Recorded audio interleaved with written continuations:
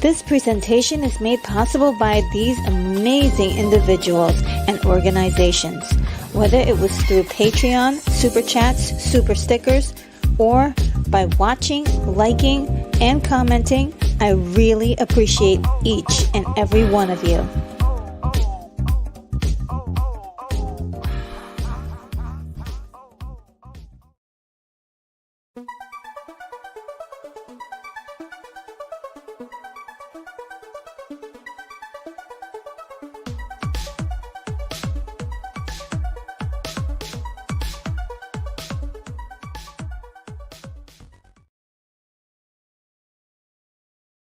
Hello, everybody.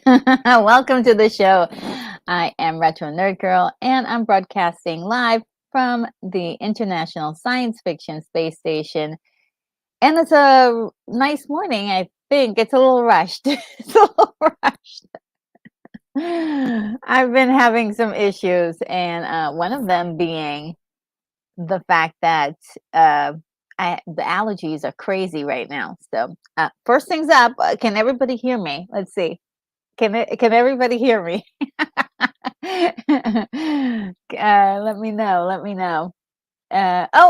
Keith East says that he can hear me just fine. Okay, wonderful. Yes. Thank you, Keithy. And Brogu says that he can hear me. Thank you so much, guys. I really appreciate that.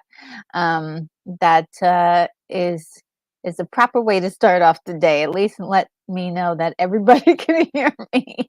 Let's see. Oh, and well, Korgot Killings also said that he can hear me. So thank you. And the Outcast Creative said that as well. So thank you, guys. Thank you so much, everybody, for letting me know. First one up, the first message up was from Unicorn Rampant Studio. Says, good morning. All migraine weather continues, but I hope everyone is handling life. Yes, it is. The allergies are ridiculous right now. I just before I came on air, you know that scene from my little video when I have allergy and need an allergy break, where the guy is just like sneezing in his hand like over and over again. That's what happened in real life. So yeah, I sneezed about 17 times, and I'm sure that's not the last. So be forewarned. And there may be one or two breaks here and there. It's just really bad this morning. But actually, I'm really happy to be here. Definitely, the subject matter is really, it's got me so excited. This Loki season 2, episode 4. Wow, what an episode! My only, gripe is that I didn't get to review it right then and there. Since they Disney Plus changed their day that they want to premiere these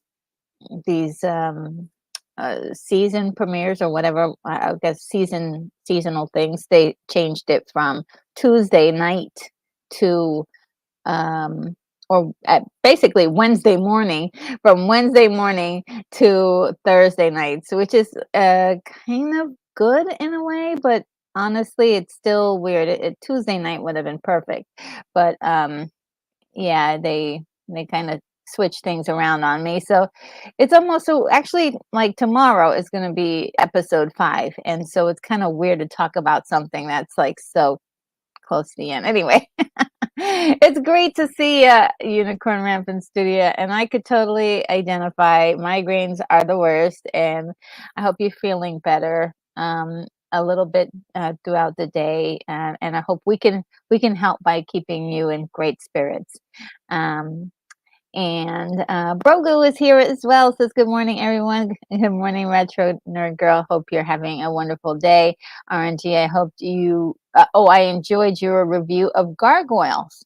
And for those of you who haven't seen that, it is something I have for the members. And it's really just a like first time viewing kind of thing, like my first impressions of the movie. And this one is Gargoyles from 1972, and it was really cute. I like the movie, and Rogu says I got a chance to watch it and it was very good. Thumbs up. Awesome. With David Keith as the main character, one of the main characters. And that's me telling everybody I'm running late, but I'm also on time. It was a weird thing. Time loops. Keith E says Retro should use some time travel, which I did. Good morning, Roku Unicorn in 29 degrees in Tennessee. Wow, that's pretty cold for you guys. Brogu says, Retro, if you happen to run late, we'll all still be here because you're worth the wait. You're so sweet. I try never to be late. I used to do that a lot when I was younger, and I didn't realize how I was really putting a lot of people out of their time. So I like to be on time as much as I possibly can. Keith E says, like the catch up, can Marshall and anticipation is making me wait. I think Siri got something mixed up there. Siri. Unicorn Rampant Studio says the ketchup commercial. That's amazing. That's the Carly Simon song. Oh yeah, okay, I get it. And yes, I remember Anticipation. Like, yes, she sung that song. Um, and it's the wasn't it Ketchup? And the Ketchup song. Great. Remember when the ketchup used to take so long to come out? Now I don't know. Ketchup isn't that rich anymore. Unicorn Rampant Studio says, I was just thinking how voice to text is not just imperfect, but downright ridiculous. It is. And I tried to do, you know what I tried to do one day? I tried to see if I could just do voice to text to get one of my scripts written out for a review I was doing, and it was horrible. I did not get any of the words like I wanted to that I said out loud.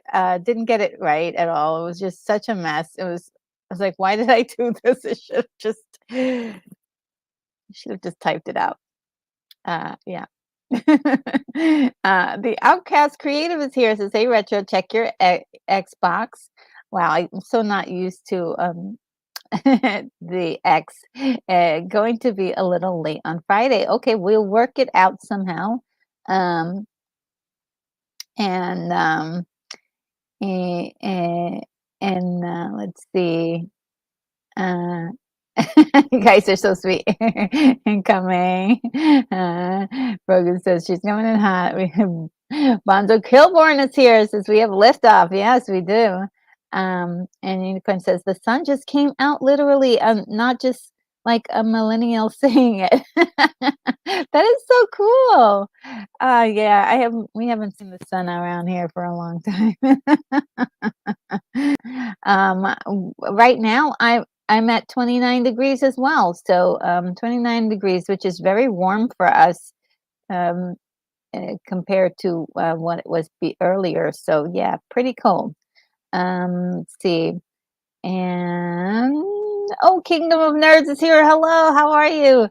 Yes, so enjoying your channel right now. One of the latest channels that I've joined and just loved. I've been loving that. And V is here. Oh my gosh, haven't seen you in a while. Hi, you doing good? But odd that it's not summer, that you still get reactions, but it's hot in the UK than it should be. Than it should be. Oh wow, yeah, it does. It is getting it's hot over there. Wow, that's actually kind of nice. Enjoy it. Enjoy the weather nice weather while you have it.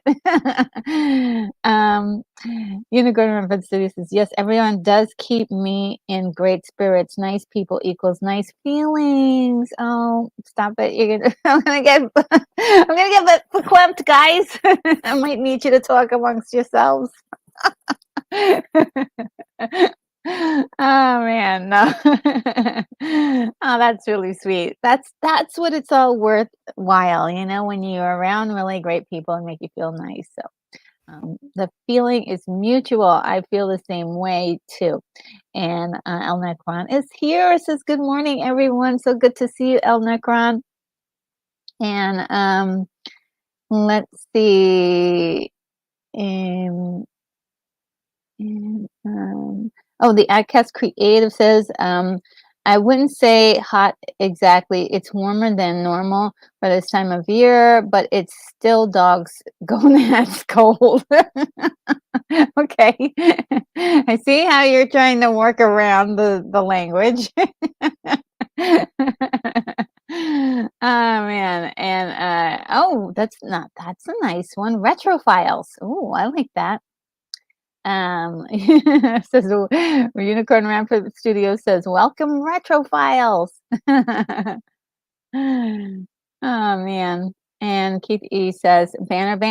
Oh, I'm pretty much ahead of myself. Oh yeah, today we don't need a banner because I have the amazing slideshow that I put together. The only thing that's missing from my slideshow is video and sound effects. If I could have that, I would put that in there. And the Outcast Creative says, "Glad you spotted my unique way of dealing with that." I noticed, yep. And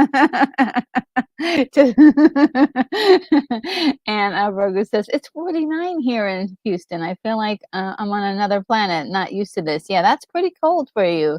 And I think the dip in temperatures is kind of like the thing that's the most shocking.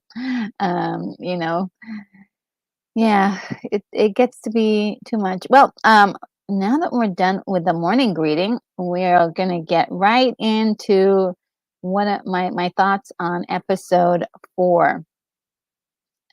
Let's see if I can pull up the slideshow. There we go. There you go. Just gonna blind everyone with all this yellow this morning. um, oh man, the allergies is they're just getting to be crazy. Give me one moment.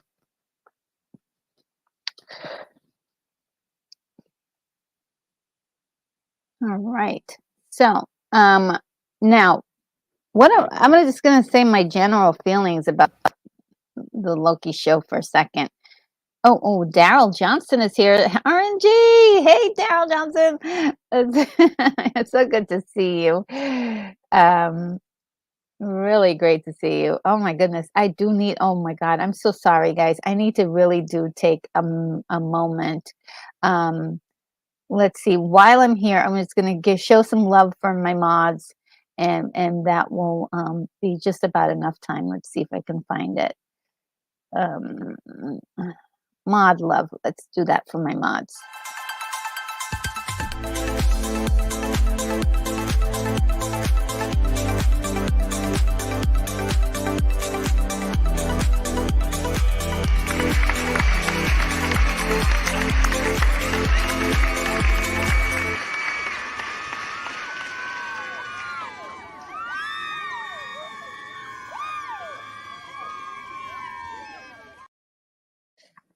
Woo! Insane. All right. Let's see.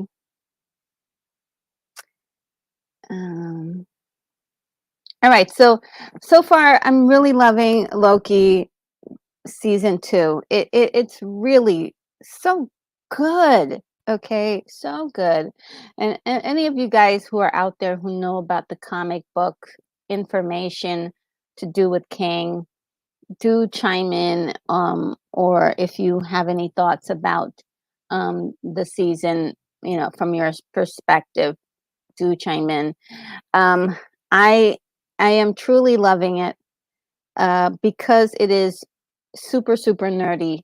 Super nerdy. It's super nerdy, and it deals with time travel, but it also deals with dimension travel, and also deals with time loops, paradoxes. What the term that they're calling it is retrocausal actions, like doing something in the past that changes the future, um,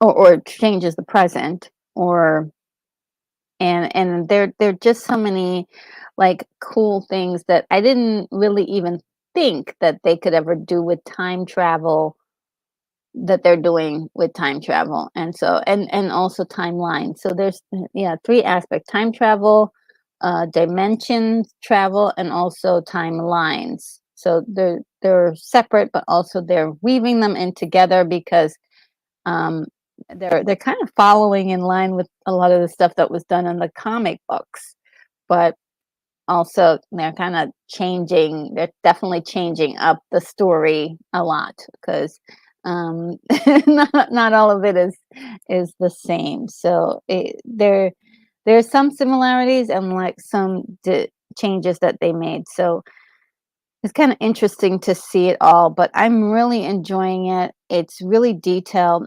It feeds me in a way that I will say show like Ahsoka did not, where I was felt like I didn't know the motivations for characters in that show. I definitely feel like I know the motivations for the characters in this show. The main thing right now is this time loom, the picture that I'm showing you right now. That's in basically the time loom is the wider part of the time loom that is on the right, I'm sorry, on the left side is sort of all the different timelines, and to make it one solid timeline, they use this loom, and in order to get everything to work, the looms have to get smaller, or I'm sorry, get bigger, and not decay or not break apart. And right now, the looms are not going to hold all the timeline, and then the timelines are just going to go all over the place, right? So it needs to be structured. And this is the only way that he who remains, or the ultimate time variant version of King, can keep the timeline um, from getting all of these invasions of other kings come in to the present universe. Okay, so it is quite fun. We know the main issue, the main problem is fixing the time loom, and it's threatening to destroy the TVA. And we believe, and a lot of people are. Let's see. Let me see what you guys are saying. And the Outcast says, still haven't seen Loki yet. Yeah, you know, take your time, don't rush on it. I think what will be really a lot of fun is, if you haven't seen it, try doing a sort of a binge watch from season 1 to season 2 all the way through, because I know that it gets to be like waiting every week for something else to happen. It's kind of frustrating in general. Um, so it's kind of, especially when you're dealing with, you know, something like a juicy subject matter that is, you know, is really uh, has a lot of moving parts, right? So it's really, I think doing a binge watch would be really great at this. Um, and then starting over and watching the whole thing back over again. Because once this is done, I'm totally gonna do that. I'm totally gonna do that. This is great. And Daryl Johnson says, I'm still looking for that movie. Oh, which movie are you talking about? Gargoyles, 1972? Let me know, because it is on YouTube, but it is under I found it through a channel called Creature Features. And it's a cute channel. It is really cute. And it is basically, they introduce the movie and they have a whole bunch of dialogue, and then they have commercial breaks. So it's not just the movie, it's like a whole show.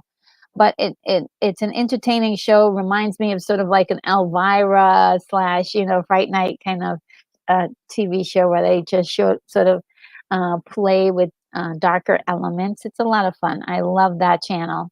El Necron says, haha, yes, super nerdy, the most Star Trek of all Marvel shows. Yes, it is really, actually. And they're actually handling time travel with a lot of savvy. And there's actual consequences for their changes that they make. And they're not changing main universe stuff that people will get upset about. Everything is really contained in this story until it matters later, and it might matter later when no one is sure whether it will matter later.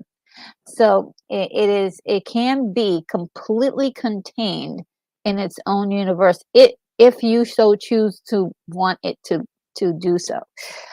If I know that a lot of people have a lot of uh, issue with, they're like, okay, well, how does this affect the MCU and what they're doing and what they said in Ant-Man, Quantumania, all that stuff. I keep saying you don't need those shows, but it's okay. Like it actually doesn't mess with that stuff. If it really doesn't. And if anybody has any questions about that, I could try to answer it. I'm not an expert, but I can try to answer why it really doesn't matter. And Daryl Johnson says he's got to go and take care. Oh, he's got to go and take care of recycling and get things cleaned up. Fun times. I'll be back. Okay, great, great, great. Recycling's great. Good, good job. Good job on the recycling. Yeah, we'll see you when you get a chance to join us again.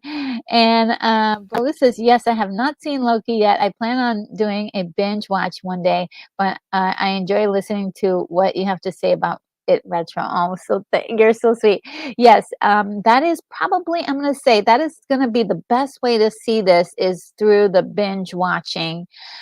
Because you can then remember what happened in the last episode and keep it fresh in your mind as you're being introduced to new things. Again, if you Loki season 1, I know some people had some political issues to do with that. I don't know what, but this is Loki we're talking about, the god of mischief. So just throw it all out of the window and just you know just he does go through a character change, and that's kind of, I mean, if you watch it from beginning to end, you see the character change he makes, and it's beautiful. I think it's just wonderful. So I loved that so much, and I still do like the character he's turning into, but it's Loki, so you never know, he may still have a super plan where he is going to end up being in charge of the TVA. And the Outcast Creative says during Loki season during the Loki section, I shall attend to my house cleaning duties when I may well binge this at some point so we can do a stream about it. Oh, that'll be great. Yeah, that would be fantastic. And Keithy says, juicy. Did I say it? Did I say juicy already? It is juicy. I mean, all the little things that are happening in this show is just wonderful. I can't tell you, as a nerd, I just love it. Margo says, yes, I watched Gargoyles on the channel called Creature Features, and it was wonderful. It's a wonderful channel to watch various different movies on, and it's on YouTube. Reminds me of Elvira or Bob Briggs. Yes, Joe Bob Briggs Jivin. Yes, absolutely. It's very fun. Guys, I recommend it 100%. If you ever want to see an old movie, and they usually do horror movies. El Necron, you would love that channel. And I think you will. I think you would love that channel. And it is just a lot of fun. And we just don't get that kind of stuff anymore. Like, I think it's like, yeah, we don't get that kind of stuff anymore. And, I find that movie channels or channels like that in general that was on TV that are now on YouTube, they keep the spirit alive of showing us brand new stories that may have been told, been insignificant, back in the day. So they keep these stories alive. So I do love that. And I'm so glad, Brogu, that you were able to check out that channel. It's wonderful. I love it so much. And V says, I had a person in my life I could if I had a person in my life, I could sleep better at night. When you bring on live video calls, loving your tech channel. Oh, well, I'm sorry, I don't do. Well, I don't do. Well, live video calls. Live video calls. I'll look into it. Yeah. So what you mean that people can call in and talk live or ask a question live? I think, I'll put a pin in that and see if I can do that. Thank you, V. That's a great suggestion. And the weekly wrap up is here. Hey, Metro. So good to see you. It's great. Guys, when I watch Loki or a lot of the other little programs that are on Disney Plus, I definitely stop by the weekly wrap up and he has a wonderful show that is sort of like a watch party, just like a pre-show party, and talk about some things expected in the show, and some things that we about that particular show, and what to expect from the episode. And so there's a lot of like fun party stuff beforehand. So thank you for providing that for the community of us who like this show, and other shows that you've done. I think you've done Ahsoka and Mandalorian, Secret Invasion. So I do love those shows. Thank you so much. So we can wrap up. And Brogu says, this morning I watched The Golden Voyage of Sinbad. Oh, on Creature Features. It helped me pass the time while I was waiting for you, Retro Nerd Girl. Oh, awesome!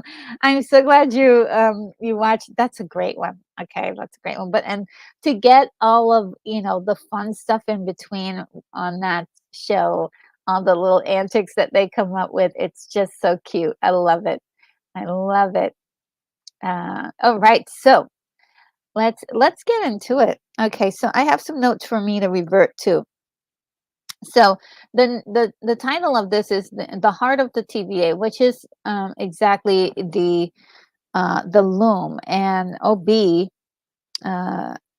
Ouroboros says that in the beginning of the show, and he couldn't be any more true, because without the TVA, I mean, without the loom, the TVA is in a lot of trouble. Possibly, we believe it will disintegrate the TVA or destroy it. And not sure exactly which one, but it doesn't look good. And the weekly wrap up says, "Oh, thanks for the shout out." Absolutely, yes, a great show that you have. Please keep up the great work that you're doing, and so all of these events that we think is sort of the start of all this is when Renslayer gives Victor Timely the book. She really ignites another timeline, a branch timeline where this Victor Timely exists, that is going to build this. I forgot the name of this little piece that he builds. It's really, I forgot the name of it, but this little device that he's going to attach to the loom, and it is it seems like all the Kangs kind of have the same creative idea to build a spherical technology that allows them to deal with time or dimension travel, things like that. So it's an interwoven kind of same technology. And the last part of the episode that the last episode we ended with Renslayer and it being sent to this time period at the end of time. Sorry about this, guys. My brain is like it's not working properly, but it's coming back online with Miss Minutes, and Miss Minutes is basically manipulating Renslayer into sort of a partnership, and by doing so, she's also showing her a little bit of what happened beforehand. So what we learn is that Renslayer was actually the person who led the army that helped to destroy all of the kings that were causing problems in the multiversal war. And so she was a very key element to that. Did she do all the work? I don't know. I heard a lot of people say, "Oh yeah, she did all the work," but leading the army is just one part of the strategy. She ran the TVA, but also it was based on specific rules and the technical aspects that He Who Remains set up. Now, it's showing you something very interesting about He Who Remains, or maybe this is also a Kang kind of um, trait. During this point, he activates Protocol 42, which is to erase her memory, and then he decides erase everybody's memory. And it is a sort of a really incredible violating thing to have your memories removed. But I believe he thought that in order to erase their memories, they can start over fresh, right? You can reorganize the dynamic so that way now moving forward, they would have a different story to tell. So, right, we have Miss Minutes telling everybody about, if you remember from the first episode, the first season, Miss Minutes really was the one who was instructing everybody on what happened in the past. And so some sorry, I saw this message and I had to laugh. Facing, hi, how are you? Says Retro, please send somebody to pick up my jaw from the floor. This episode was so surprising, wasn't it? It was amazing. I loved it so much. It was so great. This is, these things that happen. It just makes sense to me. Like it works for me. I don't know. Just I'm loving it. So he is willing to start over fresh so that way everything can move smoothly. And this is a cause. He does say sorry by the end of this, which like makes you feel like he is remorseful for having to erase all of everybody's memory. We're not sure where everybody really what everybody did. Was Morbius a part of this? Was he part of the army? Like, was B-15 part of this? We don't know where these characters really sit on the hierarchy of the original story. And so it would be kind of nice to see where their origins all lead up. But I think with Renslayer, in particular, we get an insight into her background.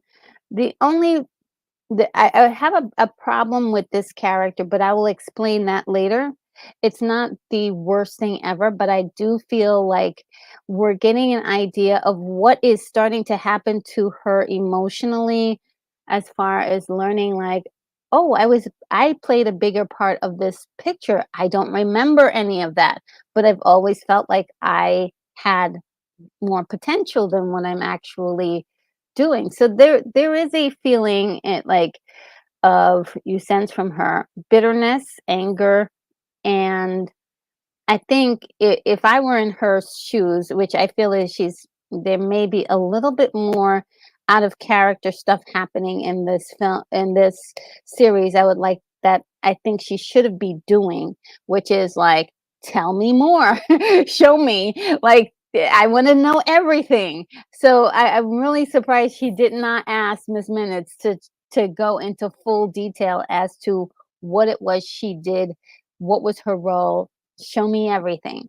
But she was ready to act, and also instead of allowing these guys, Loki and Morbius and OB to go on ahead and fix the timeline or fix the time loom, and she can just sweep in there and just take care of business afterwards. She's just interfering. And so this sort of active takeover is misplaced at the wrong time, and also it is um, a little bit upsetting that this is happening right now. So this is probably my only critique of that character. But at the same time, you do get that juicy information about her that we were craving since episode season 1. We knew something was up with that character, but we never did get it. And that was, I think, the only failing of season 1, we're finally getting those juicy nuggets that we really should have gotten then. The alternative timeline is here. It says just subscribed. Albert from Weekly Wrap Up put me on. Oh, thank you. You're so sweet. Thank you so much. Yeah. Alternate timeline. We love your name around here. And let's see. Brogu says I have a lot to look forward to on this binge watch. Yes. Oh, it's gonna be fun. It's gonna be fun. Just go in it with an open mind and like just try to look at it without thinking about Spider-Man and Ant-Man and all those other things. Even though you can apply some of the stuff to that world, you don't need it. You don't need it, and especially if it is causing you any issues. If it's causing you any suffering, because I know sometimes it can cause people a lot of pain to try to figure out what's going on in the MCU, and it's like, no, don't worry about that. And for this particular one, we're just gonna concentrate on this story and let it take you on the ride that's going on. And the weekly wrap up says, "Hey Retro, I know this is off topic, but I'm not trying to hijack your stream, but I would love to have you on a future stream." Oh wow, cool. With me along with the alternative timeline, maybe for Loki finale. Oh boy.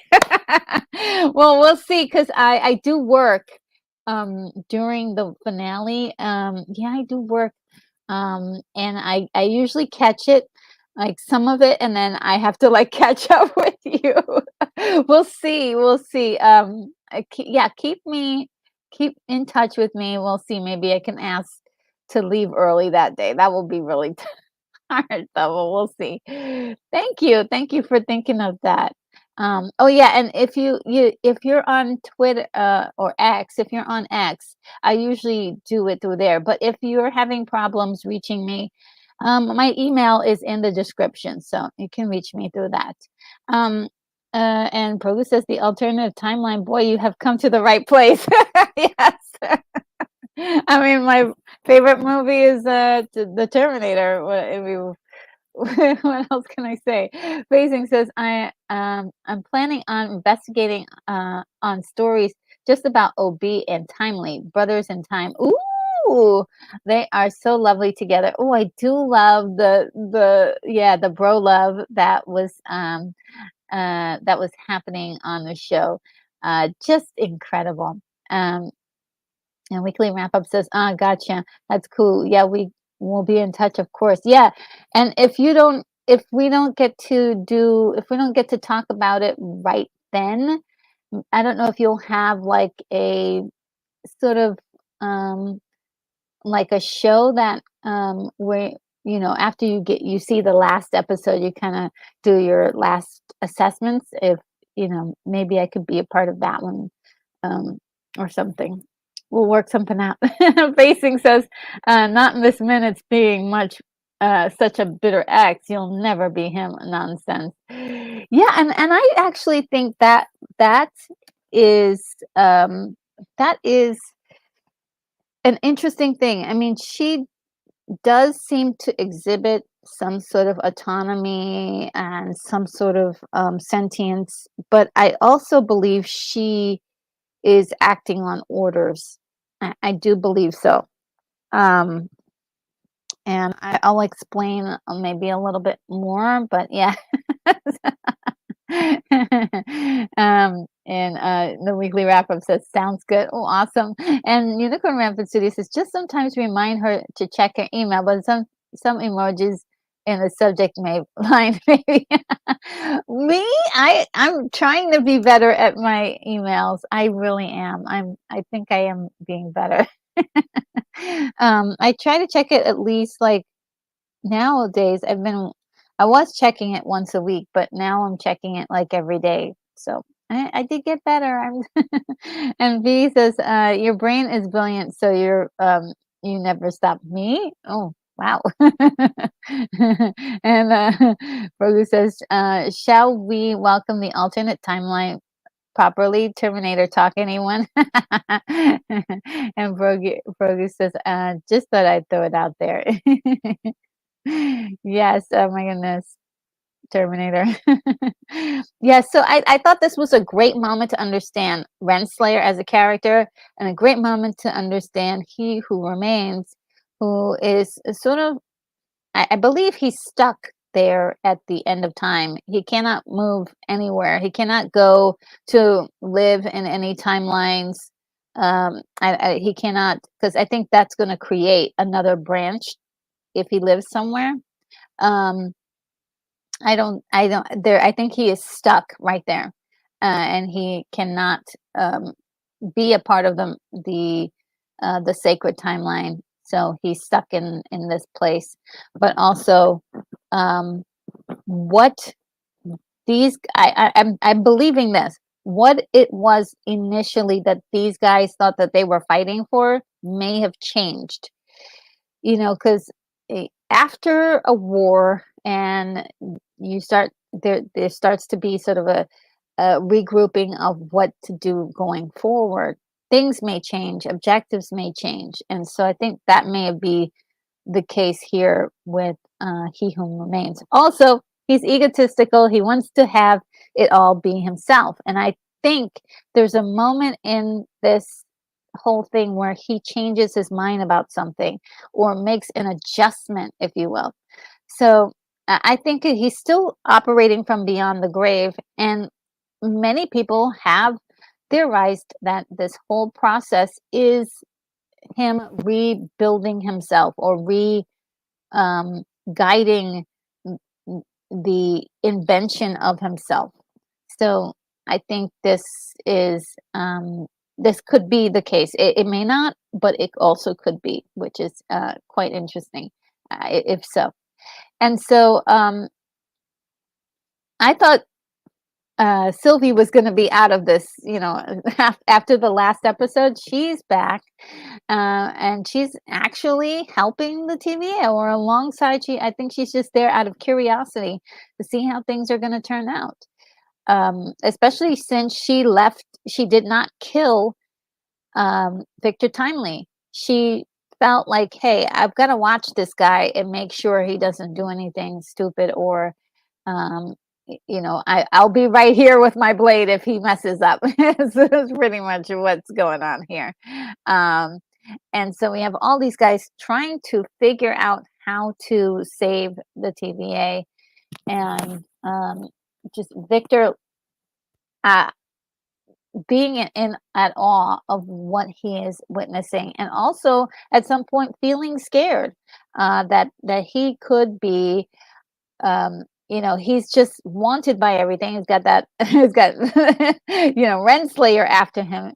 He's got the weird clock lady coming on to him, which I also think is part of the plan to psychologically get Victor Timely into the state that he's in, to do exactly what he's doing. And they finally meet. Now, this moment, I have, everyone has different theories about what's going on here, and I have one in particular I have not heard yet, but a lot of them, if you go back throughout the entire season, people have been mentioning to OB about this, orange handbook here, the TVA handbook. And he's been like, he has not said anything about the way it was formed, or why he created it. And suddenly, all of a sudden, after meeting Victor Timely for the first time, he says, "Oh yeah, I know everything. Everything I learned from Victor Timely." And I thought that was weird, and I think everybody thought it was weird because everyone's mentioned it. But this is why I think it's weird. It was only at that point, because before then he never said that. He never said a word about who influenced him. He was just surprised and happy that people were recognizing his book. Like when Casey, this guy here in the light colored shirt and tie, met him, he never mentioned how he came about the book. Even the first episode never mentioned it. As soon as he meets Victor Timely, oh, everything I knew, no, I learned from Victor Timely. So I believe this is at this point that He Who Remains, or possibly even Victor Timely, is changing, or the past is changing. The past is changing, and possibly someone is giving OB Victor's new book that's updated to kind of give him to change the present. Do you see what I'm saying? It's like something is happening in the past that's changing the way he's referring to how he knows all this stuff. So I think it's very interesting. It's almost like these characters are getting a head start ahead of their original timeline discoveries of stuff. So I hope that makes sense. I know that it's a wild discovery. We're talking about time and stuff. Hello, Tracy. How are you? How are you doing? This is hi, sweetie, and gives me a rose. Thank you so much. That is really nice. I hope you're doing well. And everybody do check out Tracy's channel. She's got a nice little channel brewing over there. And V says, "Are you watching Gen V? I like it and looking forward to the new boys season, session. Oh, season, I think you meant. No, I have not seen Gen V or the boys. I know, I'm behind, but it might be just a smidge too violent for me. I know, lame, but I am gonna dip my foot in those waters. Eventually one day I promise. Random Acts of Animation is here. Hello, howdy, and happy belated Halloween. Oh wow, happy belated Halloween to you as well. So good to see you here. And the weekly wrap up says, yes, that scene was like watching the TV history being created. Yeah, so very cool. And I think it's being tweaked. I think it's being tweaked so things could happen faster. Um, and it just seems like this is it. Something's going on behind the scenes. Is changing history a little bit uh, because it struck a nerve with everyone. Everybody who saw it saw something different. Saw something a little bit different in this scene, and so we're all kind of like, okay, what's going on here? And Sylvie's face during this scene is just like she's brilliant. She was not having it. This was all shocking and horrible, and so I do feel as if He Who Remains is still manipulating and and tweaking things behind the scenes, or beyond the grave, if you will. And so that is that's my theory. And it's so interesting because Obi mentions that they're in an Ouroboros, which is the snake eating its own tail. And this is one of the ads for this season, which I thought was really interesting, of Loki running around in time. And I think this is also sort of a preview of what's yet to come. That is something he's going to be doing. And we're going to talk a little bit more about that. So this Ouroboros, of who was it that really authored this book? Was it Victor Timely or was it OB? So originally it was. It looks like it's OB, right? And so I believe this is being changed. We may see that look differently in the future. And so this scene, I don't think I'm quite there, but we're they need Victor's aura in order to open the blast shield doors. so that way they can get out there and try to do something with on that walkway, and and actually stop this catastrophe from happening. So we get to see these guys work together. And someone on the internet mentioned that this could be the formation, or sort of like the creation of the TVA. um, uh, uh, Last season we had three individuals who created called the timekeepers, that created the TVA, and this could be the origin story of the timekeepers, so to speak. And I thought it was very very interesting. It was working.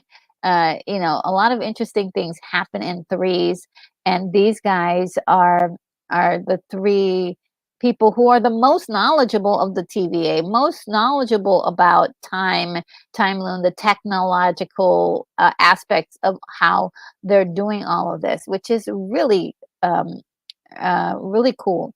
I love the fact that this show is actually going into that kind of detail. And Outcast Creator says, "Okay, clean finish. Retro talking about grabbing some aura on a walkway. I might be lost here." Yes, if you're lost, it's okay. There's a lot of people that are.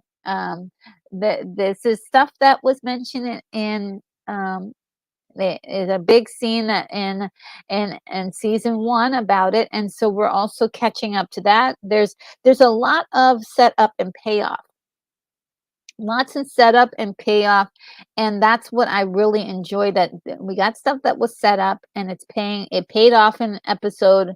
It paid off in season one, and then now it's even paying off in season two. They're sticking to their storyline. They're sticking to the rules of their world. And so I think that's also another storytelling element that I really love here. They're not like saying, "Oh, well, that doesn't matter anymore." No, it still applies. The aura must be, you must have that aura, and it plays a big part in this episode. And so we get to the pie room, and so I get to the pie. Oh man, the pie room is really interesting in itself. Someone mentioned that it's really interesting that we have all the pies. They look exactly the same, but they are all variants of each other, which I think is really unique. And I love hearing all of the theories and all the things that people have to say about this. But Sylvie loses it, and she's just sort of like doesn't understand, or she's still in that angry state of being ready to kill, even though she doesn't hasn't killed anybody yet. She's just she wants to kill someone, and she wants to tear down the TVA because it's all messed up. And Loki is trying to convince her, like, "Hey, look, we need to fix it instead of tearing it down, because that's the right thing to do." And I love that discovery, and we're learning more about Loki as well. Like, whatever his personality was in the other movies, right now Loki has a moral center, and the moral center is he really wants to look out for these people. He's grown attached to them, and he wants to help. He wants to help the TVA, and whether it's secretly about taking power, whether it's secretly about is because Loki has his own secrets, right? He always has his own little uh, thing going on. But I feel like he is really um, like trying to do a good thing by these people. I can't fix every problem, but this is one thing he feels like he can do. And uh, the only way to do it is to, the way that they're doing it. He's saying how much hope he has. He's changed as a person by having hope, and that's what Sylvie doesn't have yet. She doesn't have hope, and it's really interesting the way that they talk to each other. And she's against this whole thing. she says to him, we're going to be playing gods if we look after these people, you know. And he's like, yeah, that's what we are. We're gods. And I was just like, yeah, that's true. They are gods, aren't they? And this is his glorious purpose that was mentioned in the other movies and stuff. So he really does have a good point here. It's really great. I mean, I love how they intertwine all of this stuff going on. Um, and Brogu says Miss Minutes was looking at Loki like she was going to trip him. Get it? Time trip? Okay, that's not clever. I'm trying. I'm trying. Yeah. She yeah, he's doing, he's done a remarkable job of now becoming, not just the protagonist but definitely a hero in a sense. And I know a lot of people still want him to be evil. And even myself, I'm like, I still look for Loki to be Loki, the classic Loki. But at the same time, I have been with him throughout the first season and this season, and the changes in his personality, they make sense for what he's been through.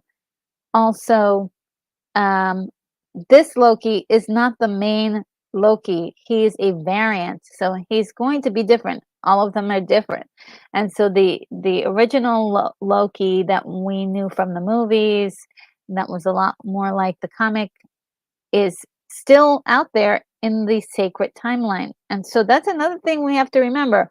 All of these characters that are in the TVA are still in the timeline, in the sacred timeline. Victor Timely is still in the sacred timeline. Um, OB is still in the sacred timeline. Everybody is still in the sacred timeline. So it is, um, these guys, everybody is a variant. Everybody here is a variant.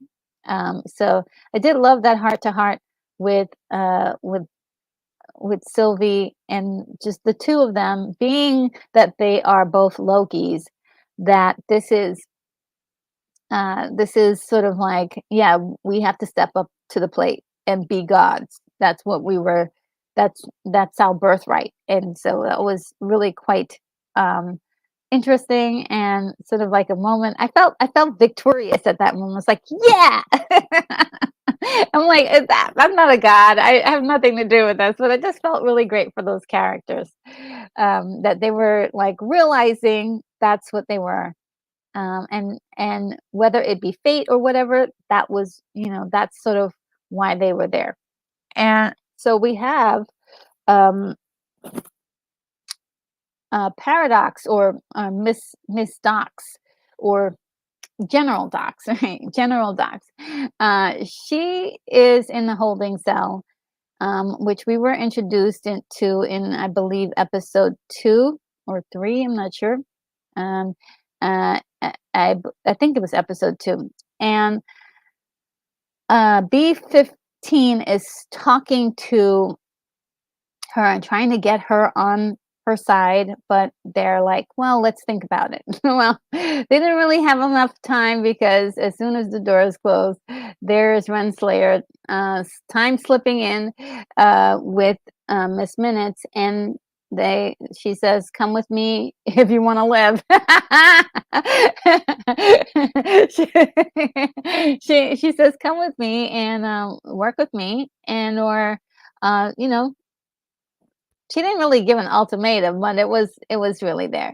And so the only person to join is, of course, X5, because he loves his life as, a celebrity. And he basically, they Docs, you know, doesn't give in, and she says, no, I think we need to, we don't want to be part of your thing. So if you guys remember this box from episode, I believe it was episode 2, where it shrinks and kind of crushes the person inside of it.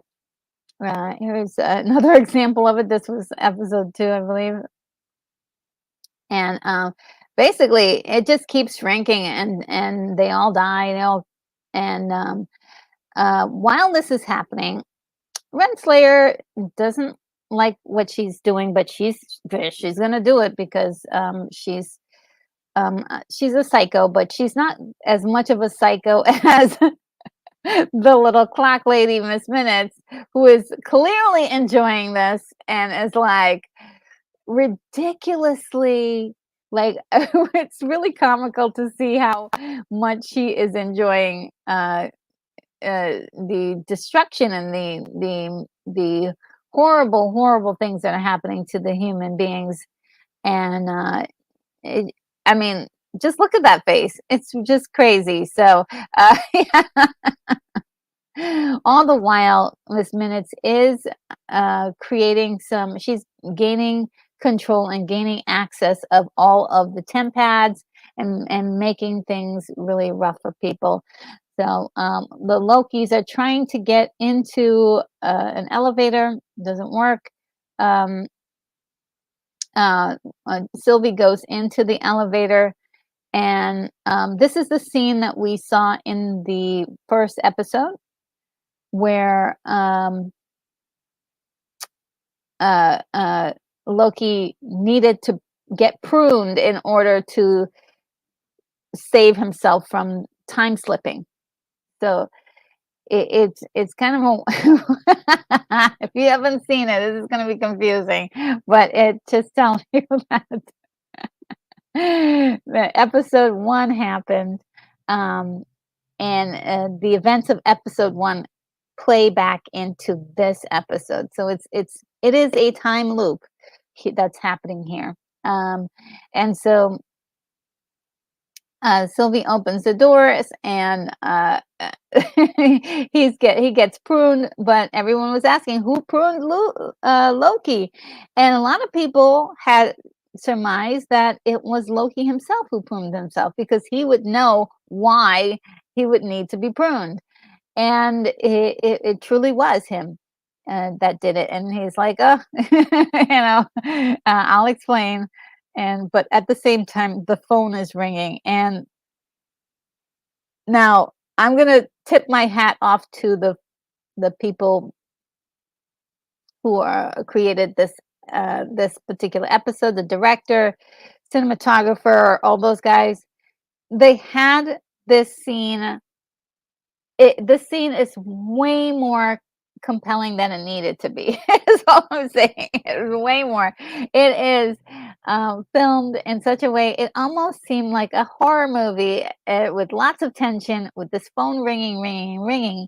And when they pick up, it's OB on the other side. But it, like I said, it was done very nice, very nicely, and I did admire that from a filmmaker's point of view. It was quite creative. The weekly wrap up says Miss Minute snapped in this episode. Yes, she's bad.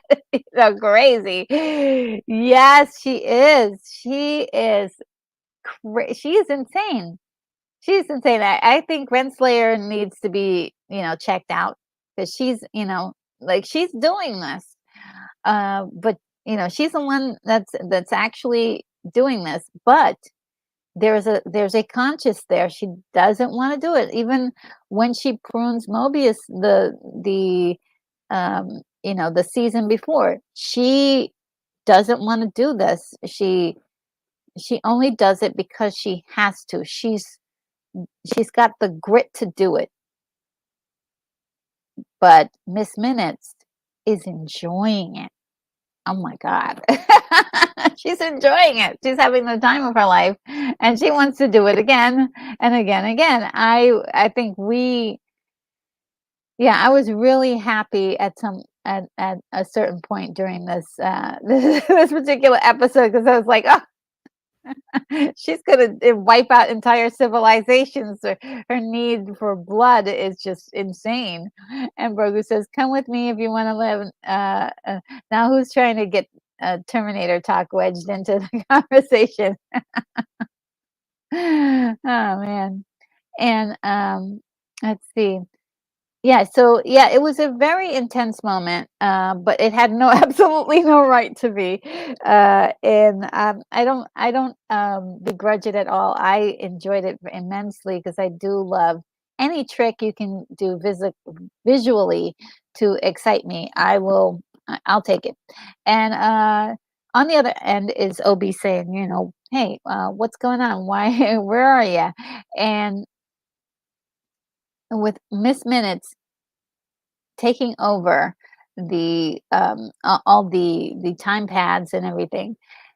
I think OB at this point is like don't have any other choice but to shut her down. But if we shut her down, we're going to lose some of our ability to stop, weird things from happening, like people using their magic. Well, that's exactly what the Lokis want, right? So they're like, yeah, do it, do it, do it. So we can finally have an edge over you know, these other people, and it works. They turn off the system, reboot it, and Miss Minutes blinks in and out of existence. Now, before she does, she tells she tells Victor Timely, who they've managed to kidnap at some point during the story. You'll never be him.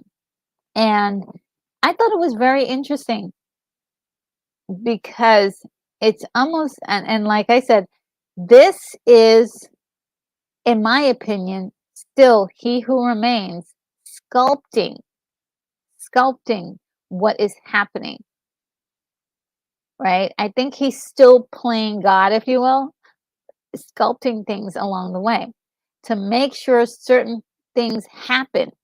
And this is one of the things he wants to happen. He wants Victor to have these feelings so that way Victor can do the things he's going to do. Now, whether or not Victor is a primitive version of He Who Remains, or eventually at some point in time he'll become He Who Remains, that's left to be seen. At this point, there's no real reason to think that that's going to happen. But it could happen because He Who Remains did not say that he was um, anybody from, he had mentioned that the first king came from the 31st century. He didn't say that he was the first king. He didn't say, that was me. But maybe uh, it's possible he could be lying about a lot of things, or maybe even a lot of the things that we're being exposed to may not be the truth, because he wants control over everything. Even at death, he may still want to have control over everything. And so I think that's very important to understand, that this person can control time. He can control what people do, what they're going to do, how they're going to do it, and he knows everything that everyone will always say. He knows that. He knows that. So it is very important to know that this might be his plan all along, or even design Miss Minutes so she can do just this. So also, here's another thing to take into consideration. Here she is coming on to Victor Timely and saying, hey, why didn't you give me a body, all that stuff. But also she's admitting here she knows the difference between He Who Remains and Victor Timely. Something is not adding up here. This is not adding up. This is a scripted dialogue, is what I'm thinking. This is something that's scripted, specifically to get an emotional response from Victor Timely. An aversion to her, also an aversion, also pushed to be this great thing that maybe he's not.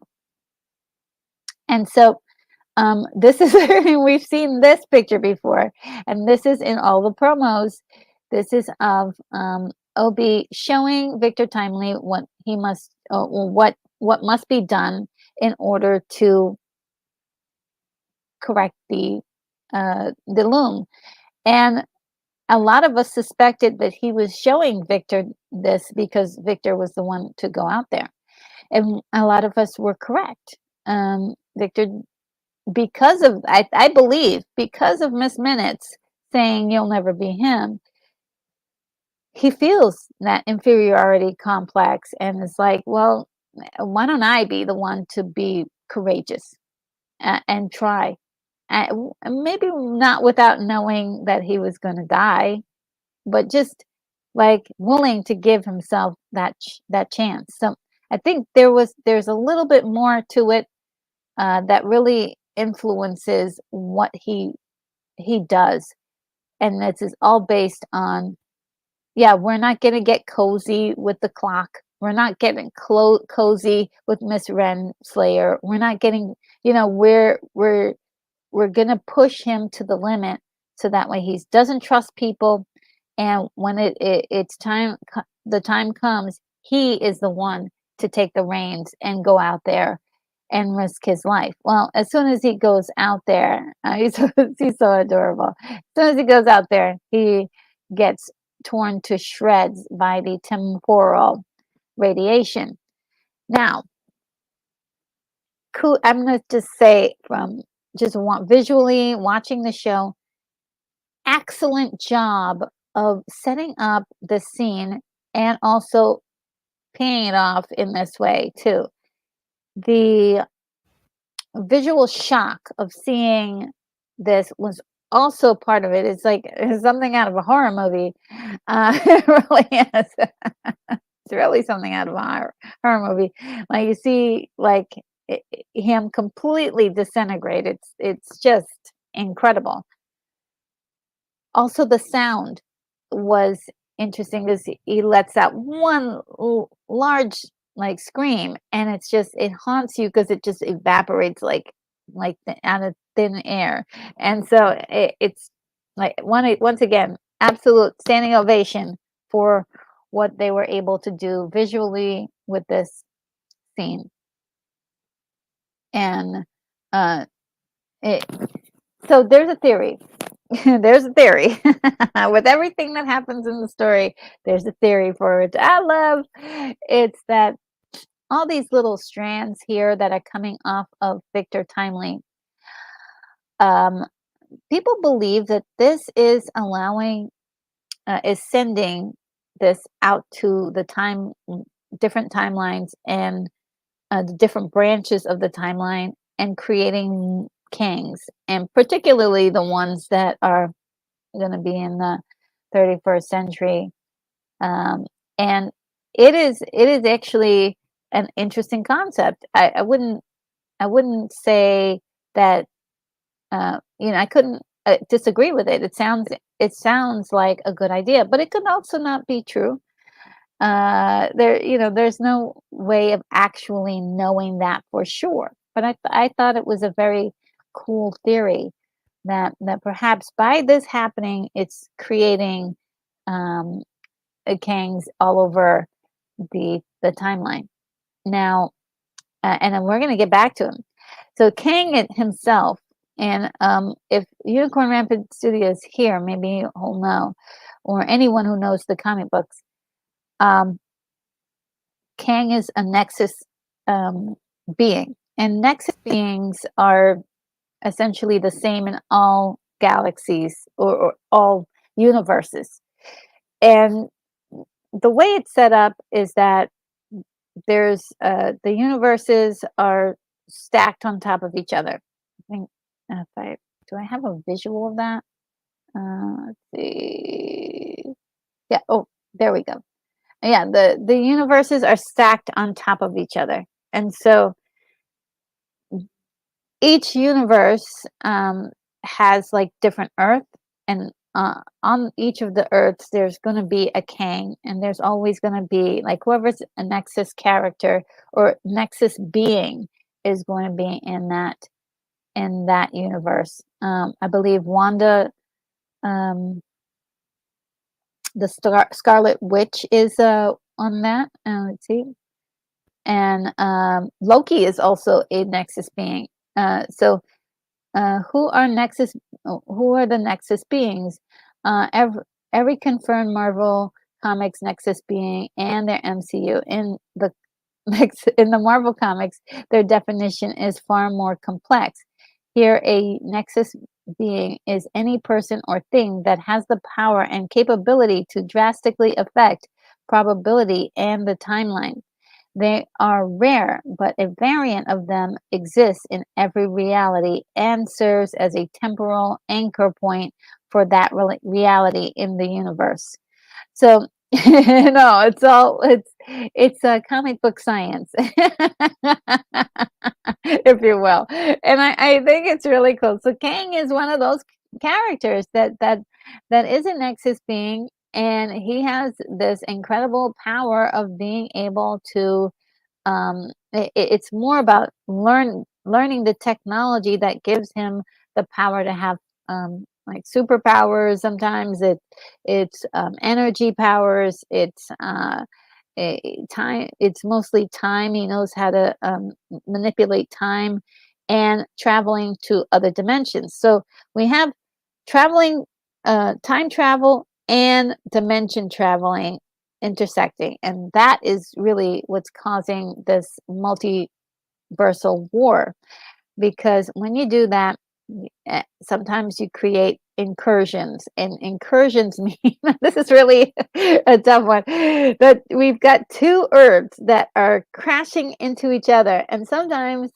they destroy each other, and then sometimes there's one earth left, maybe a conglomerate of the two, but the Kangs really want control, so they don't want those incursions to happen. They are, so that's why they're fighting this multiversal war. They don't want these incursions to, you know, they want to be in control once there's an incursion. So that's the that's the technical comic book science part to it, which I think is really, really cool. Like somebody developed this and thought about these ideas. I thought that was pretty cool. So from the comic books, there's tons and tons of different Kangs, and we saw a few of them at the end. We saw quite a few of them at the end of Ant-Man Quantumania, and I thought it was really cool. And I still think it's really cool. I love that idea. Unicorn Rampant Studio says, "Okay, I listened to all that, and that sounds like a reasonable way of representing Kang without giving up the spirit of the original character or Loki in any of the Nexus air quotes characters." Yeah, I think so. They didn't, they can still exist, but at the same time, it's not going to mess with it. It's in its own little container. And Unicorn Rampant Studio also says it sounds like some post Ultimate stuff. I'm talking about actual comic book stuff, whether the Nexus idea comes before or after the movies and the TV shows. I don't know. Oh, okay, yes. And that hasn't been defined yet. I don't think they have defined it yet. And Unicorn Rampant Studio says, yes, the original Kang via Immortus was originally from the 31st century, so that still holds true to the Silver Age. Yes. Thank you this is great. I'm so glad that you're giving us the details behind all of this. And yes, I understand. For King, yes, I got it. Yeah, I mean, it's really quite interesting. And um, let's see, Unicorn says God is better than anything Star Wars has offered anyone in terms uh, of continuity. Oh, that's not you mean- yeah. Oh man. Yes, I think the MCU is better than anything Star Wars has offered anyone in terms um of continuity. Yes, thank you. Um, so yeah, so it's really yeah, this they're we're dealing not just with time travel, time loops, time control, timelines, which is something totally different. The timelines are different than the time, like the sacred timeline, or what we believe is to be the time, the thing that the way things are supposed to go down. But there's also that dimensional thing that's really getting in the way of. I think the dimension stuff is where people really get confused, because how does the dimensional travel have to do with time travel? But Kangs have figured out a way to cross that barrier, to figure out, they've figured it all out. And so it's possible that on every Earth there is a TVA and its own timeline and its own sacred timeline and its own He Who Remains. It's possible. It's very possible. Um, and let's see. And Unicorn says, so. Unicorn says, so far this season of Loki sounds more interesting than any other season of anything just from listening. It is. In my opinion, it is. I don't. It's really got me excited, because I'm like, wow, this is nuggety. This is this is like, it's very nuggety. This is very, like, this is stuff you can chew on and contemplate about in detail. There's a lot of detail applied to this story, right down to the sets, like everything in the sets, like every poster matters. Everything here matters. There's nothing gone to waste. And if you are one of those people who like to look at the backgrounds and see things like that, that matters. That matters. And and everything in the foreground is great too. And Brogo says, exactly, God is greater than all of this. Yes. And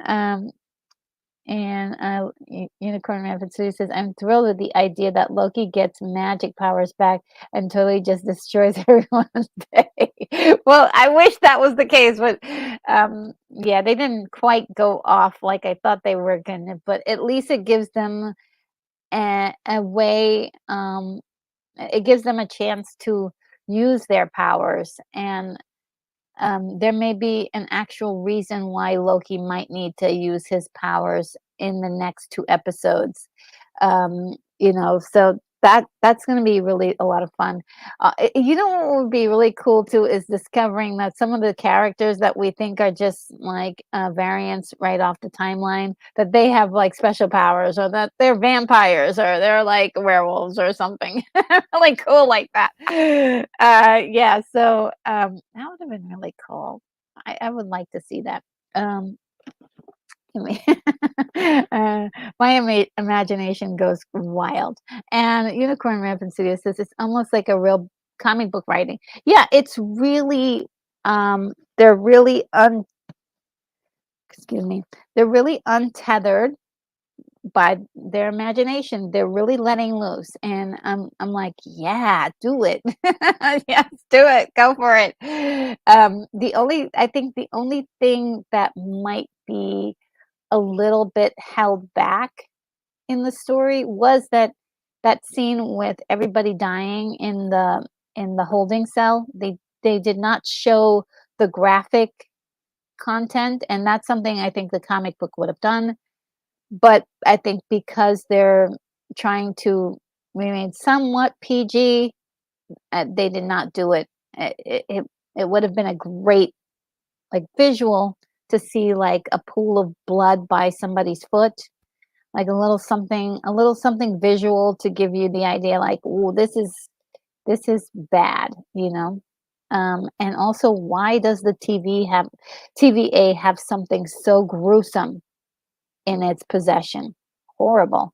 And Unicorn Rampant says, okay, back to my O for now. I'm taking care of animals, but I heard my name and I had to get off my bike and give my 2 cents. Oh, thank you. I really, really, I really appreciate that. Thank you. Um, and and Unicorn Rampant Studio says, yes, every panel is important with the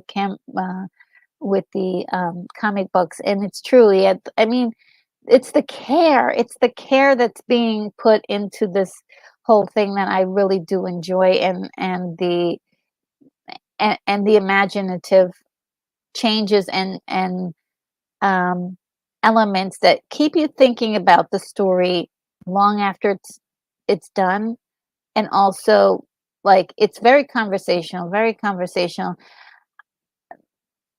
They also pay off what's set up.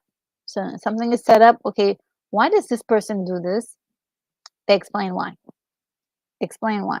And Bogu says writers can write themselves into anything, and they can also write themselves out of anything. The trick is that they can make is the trick is, can they make it look believable? Yeah, yeah. And this is not about, because I don't think it's, this whole thing. We all know it's make believe. But if you set up a world and you set up rules for the world, stick to those rules. And if you do interject new things or new ideas, you need to be able to explain them in a technical fashion that makes sense to the people who are viewing it.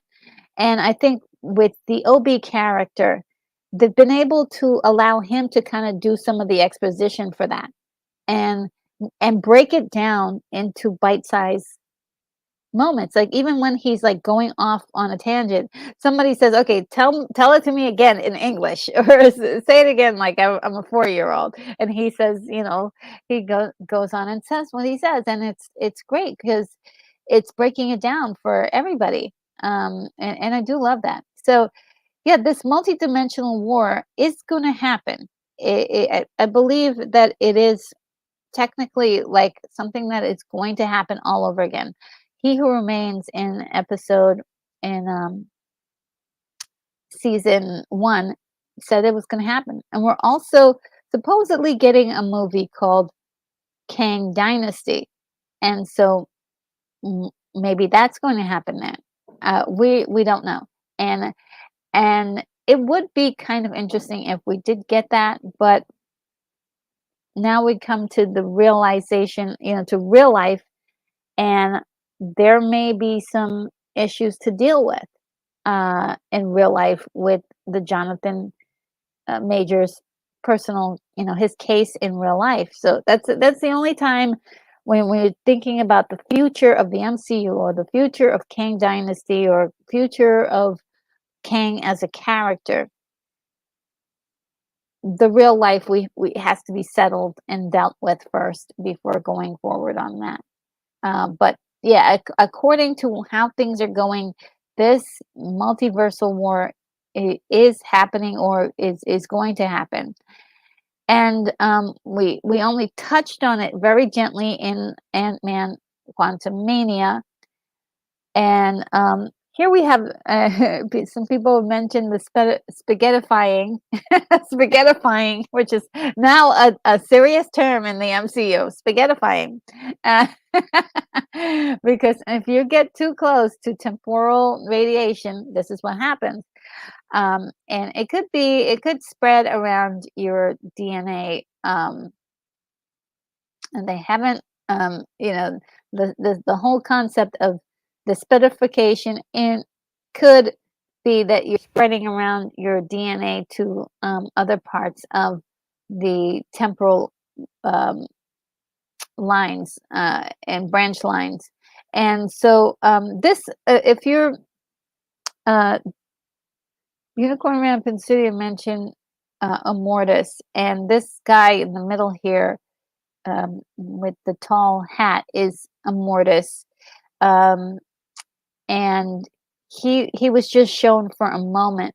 And he's the leader of these I believe this is the Council of Kings, and they were against Kang the Conqueror, who was in, in the quantum realm. So it is very much an ongoing story, but especially with the strikes and everything, we just don't know what's going to happen there. We have to put a pause on all this, but it was starting to look really good. I mean, I did enjoy all the different Kangs and what they were doing, um, and how they were, putting things together. So and this image right here is directly from a panel in the comics as well. So they're really trying to use the comic books as inspiration as much as possible, and I do like that. Um, so we're back to the loom, and when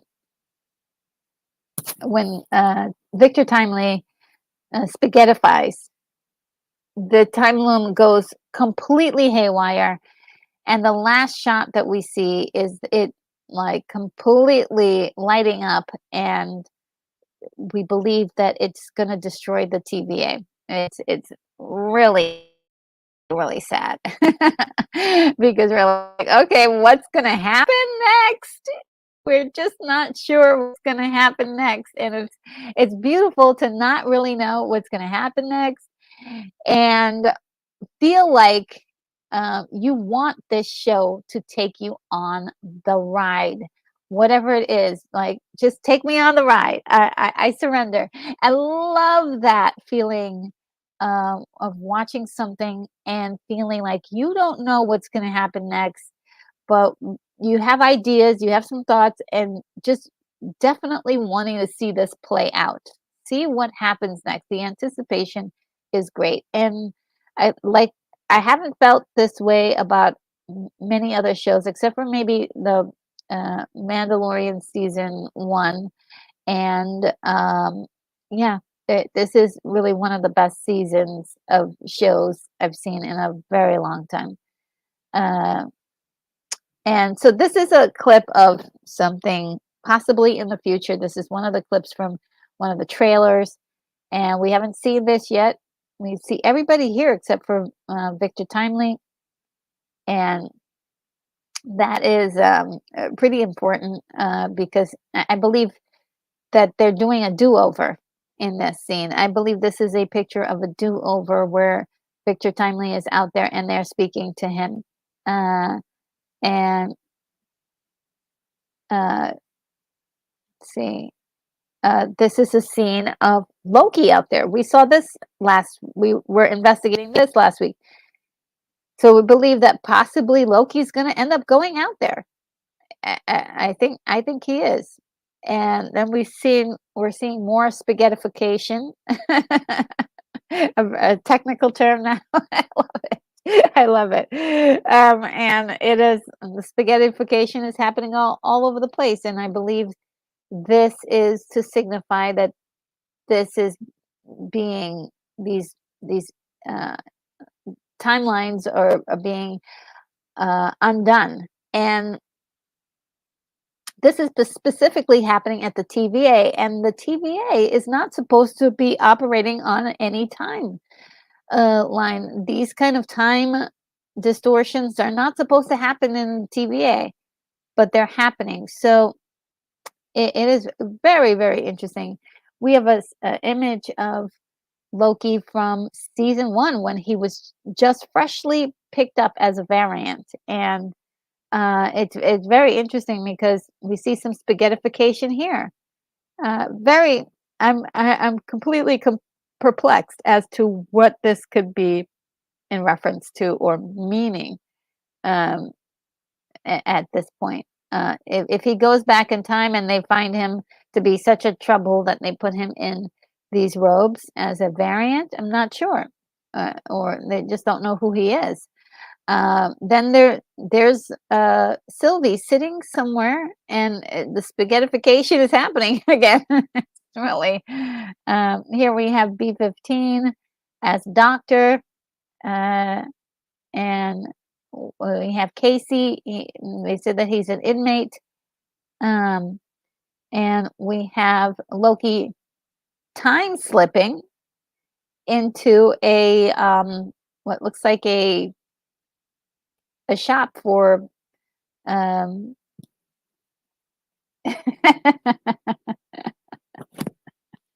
let me read this. Rose says, "See, you see, they make up terms like spaghettification to make their ideas work in movies and TV shows that they create. It gets to the point where it's just ridiculous." Well, I think it's ridiculous, but like it's describing. Sure, we could name it like something else that's more technical. But the reason why I like it in particular is that it's like that's exactly what it looks like. It looks like things are stretching and turning into spaghetti. And so um it's almost like it's getting to the bare bones of things to describe things to the public. um we could name it something really fancy and really technical, but I do like it. I do like it. I must say. And weekly wrap up says the whole talk about spaghettification is making me hungry. Yeah, me too. Oh yeah, love me some spaghetti. um and it's probably my favorite food. uh I do love different kinds of food stuff. So yeah, this is a jet ski shop where they do like power sports um, stuff, and we believe that Mobius is going to be working here, and that there will be some kind of contact with that. Um, and so this is this is sort of like a preview of what might happen or what might be happening in the future. So I think what also what this means, in my opinion, just excuse me, is that Loki will be time slipping into these locations to collect the team again, to get the team back up again, right? Because he's got to collect the team. Once he collects the team, um, he can try this whole thing again. Maybe he's going to collect them and put them back, and we'll get this scene right here after he collects everybody. I'm not sure, but it's almost like he's trying to start over again, start over completely. So, which is really interesting because that would mean that Loki is responsible for making these people variants. Like the reason why these people are variants is because of Loki messing with them, the god of mischief. That would be truly, really cute if that happens, and I'm down for it. Um, oh, and Brogu says if it just gets confusing, if spaghettification is real, then nothing is real, and everything um, that exists can change just because the writer wants it to change. Well, yeah, I mean, it is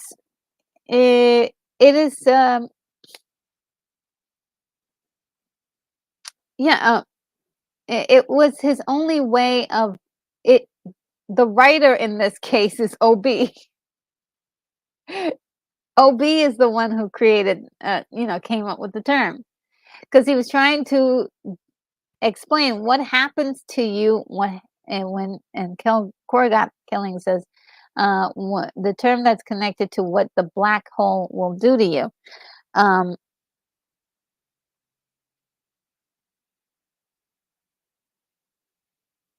and Brogu says because the of spaghettification, the original Star Wars serial never existed. It's not real. In the movies, just wipe out and create a new trilogy. No, actually, that means something totally different. Okay, so spaghettification is um, I'm just playing devil advocate. I don't care. Yeah. So let's answer that. The spaghettification happens when you get too close. It only happens for one reason: when you are getting too close to temporal radiation. So it's something that keeps on happening, and we've been seeing it in the previews for in the trailer. So not sure what's going to totally happen, but that means that reality is starting to dissipate and change. So this, when you get close to a black hole, you're in a black hole. According to this, it will rip you apart and turn you into spaghetti. Uh, and initially, it was only supposed to take your skin off your body, but now it like totally spaghettifies you because it's that strong. So, um, it it's actually, I think it's fun. I think it's a lot of fun. Um, so back to where we're at. Um, so yeah, I think the reason why these people become work for the TVA is because um uh, uh, Loki messes with their time stream, with their timelines, and creates a branch version of them. And so that's kind of the thing. Now, my biggest problem with this episode is Renslayer as a character. I'm just trying to figure out why she's still breathing. Just like, why are you still breathing? um, because Sylvie had the opportunity to kill her twice, and every single time she's just sent her away, set her back, but not really ever kill her. And that's really creating this kind of wild card in the storyline. The first time she sees her and I think she was supposed to kill her. She doesn't. She sends her to the end of time, and it's like, well, she has a temporal, type pad, so she could just go anywhere she wants, which she does. She does, and she kills a whole bunch of people. So essentially, Sylvie is responsible for killing all those people in the jail cell. So that is quite annoying, to be very, very honest with you. Oh, look, Sin Havoc is here. Hey there, how are you, Sin Havoc? So good to see you.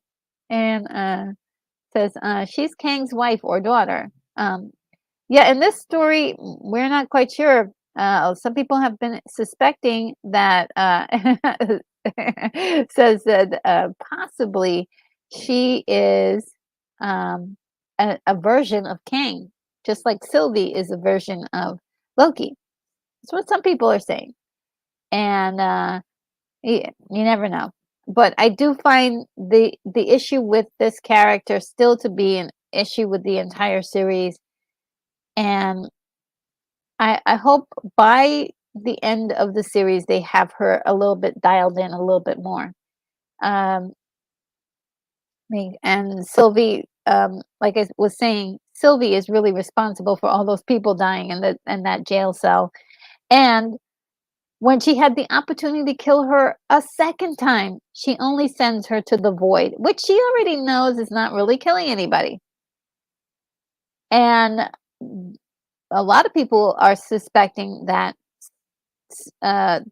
Renslayer has some sort of power over that beast that's there, Eliath, that basically eats up worlds, eats up uh, worlds or anything that's a variant in the void. And so that is really a big problem. She keeps leaving her alive, and it's just really kind of annoying.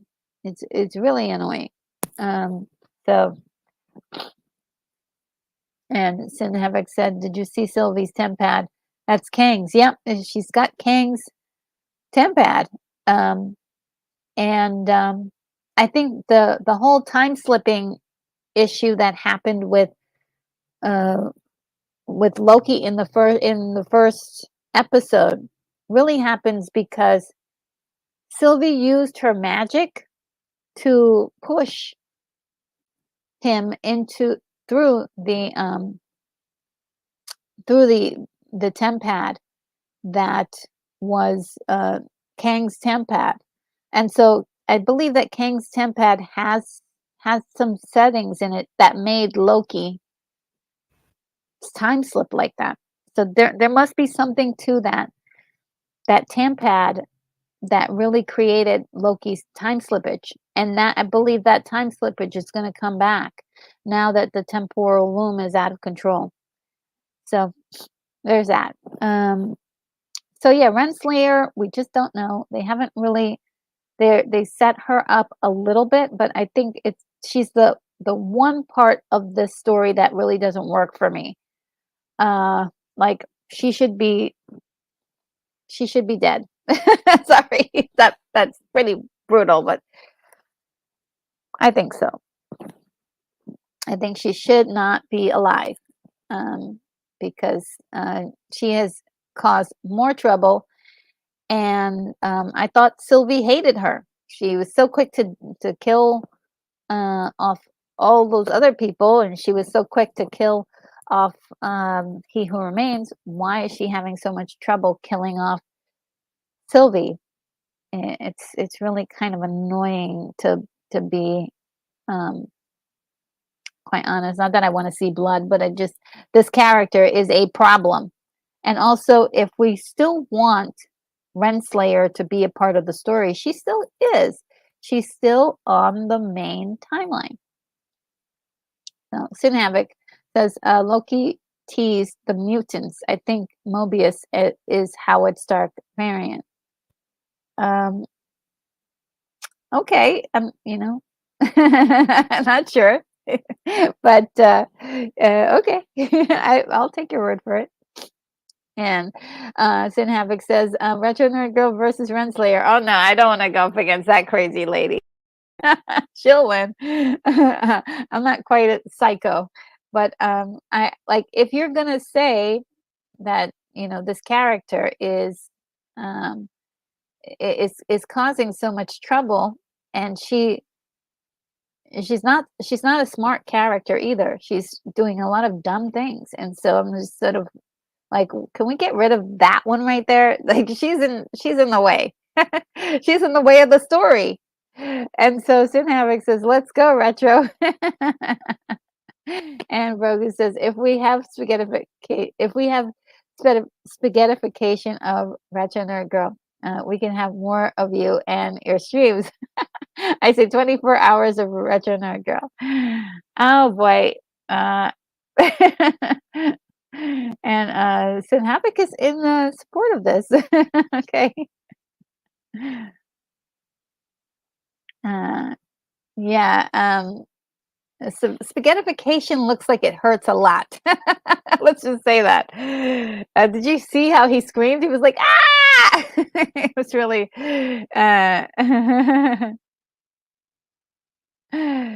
Um, yeah, and Sin Havoc says, unfortunately, I don't think Renslayer is dying. I don't think so either. And I do know that they need her for the story. Yep, she's probably going to be in Kang Dynasty. Yes, but I do believe that in this particular story, she's in the way. She's in the way, and I don't like her constantly being around in this. She's not adding to the greatness of the story. She's not adding to the benefit here, except for maybe the first part of the scene. Um, I don't think it was necessary to kill all those people. I don't think it was, there's like certain parts that I felt, and every single part I have a problem with this story. She's involved, and like I said, Sylvie had 2 opportunities, actually 3 opportunities to kill her, and did not. No matter how, horrible this woman was for grabbing a little girl and, and dragging her into the TVA, she still hasn't killed her, yet, so it's really kind of annoying. And Sinabek says that she might show up in the Marvels. That may be true. I I don't see how, but maybe they could do anything. And Bruce says, I don't want anything to happen to you. So take that. So I take that back about the spaghettification. Thank you. And Zinhavik says Beast is rumored to show up in the Marvels. Oh, okay, yeah. If I'm, I am not sure, but if so, that would be interesting. And um, that could be from, not sure if it's a related timeline or if it's a different timeline altogether. That would be fun. That would be fun if it's a different timeline. And if the Loki that we're looking at is from a different universe than the one that's the main universe too. It's a maybe different Earths. We're on different Earths here, so I don't know. That would be exciting. Um, So yes, this is Eliathan. So the rumor is that Eliath is the one that stopped the Universal War with all the Kangs, and perhaps Renslayer may be the one to control Eliath, and we don't know why because she doesn't have any magical powers. She doesn't have any magical powers. So I like to be consistent. I wish they would just that he would just eat her in episode uh, 5, yeah. And then the Renslayer that will be in the other stories will be from the sacred timeline. Could always that's the other thing that everybody should know is that none of these characters, even if they die, they're still okay because they're in the main timeline. Each one of these guys are variants, and there could be thousands of variants of these characters that come from branched timelines. So we can always have these characters back. And one thing I'm really kind of upset at, and maybe it'll show something later, is this relationship that's going on here. You could see that there is a closeness between these two characters in this episode, but it's not that strong. So I'm trying to figure out what's going on here. What does this mean? And so I hope there's more explanation as to what that is. That maybe they were there's something a little bit more to what we've been given so far. So I hope there's that question is answered. That would help a little bit more. We could kind of surmise things, but I'd like it to be a little crisper. At some point during this, we got uh, General Doc says that the warnings are true at some point, and I was like, what does she mean?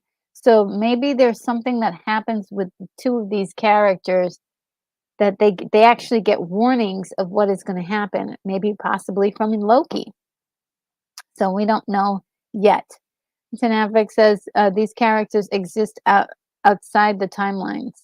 Yes, all the variants at this point are outside the timelines, but they came from the original timeline and from branched timelines, and those they are still part of the main timeline. So we can access those characters anytime we want to. All Loki has to do is show up and create another branch timeline. Boom, we got our characters.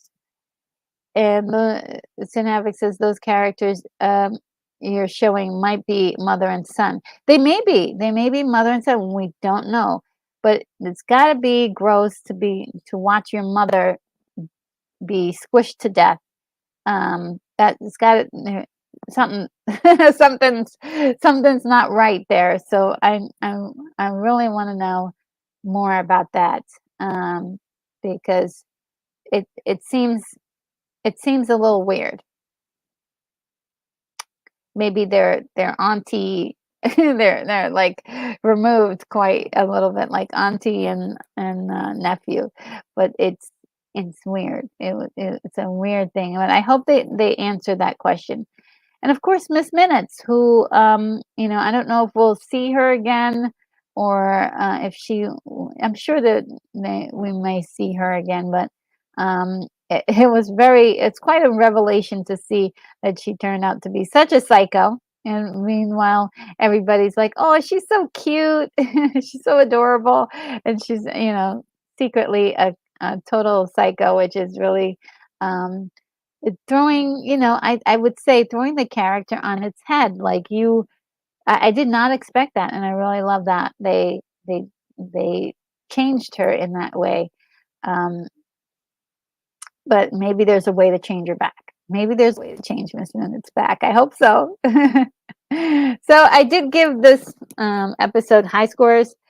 I between besides having my issues with this episode, I did love it, and there's a there's a lot of fun to be had there, and Sin Havoc says Miss Minutes is cute. Yes, she is. She's adorable, and Baru says Miss Minutes is mad is mad timepiece. Yeah, she is. She is. Oh my goodness. Thank you so much, V, for the 1 lira super chat. Thank you so much. I really appreciate that. Let me give you a nice little thank you for that. Um, that really helps out the channel.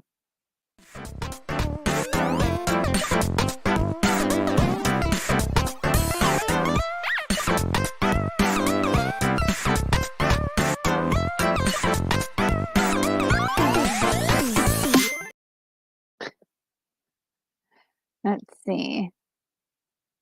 Thank you so much. I really appreciate it.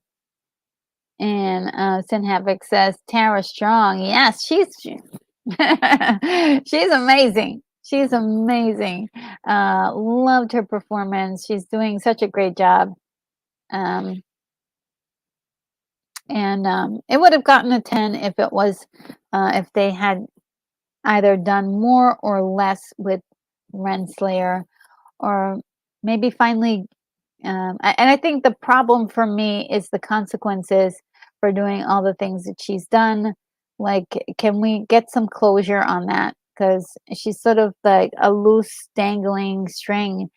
And she was that loose dangling string for the last season as well. And I really want some more clarity as to, should we be feeling bad for her? Should we be feeling good for her? Like, give me more context on why we're spending so much time with her, and she seems to be a horrible individual. So Sin Havoc says that's Harley Quinn.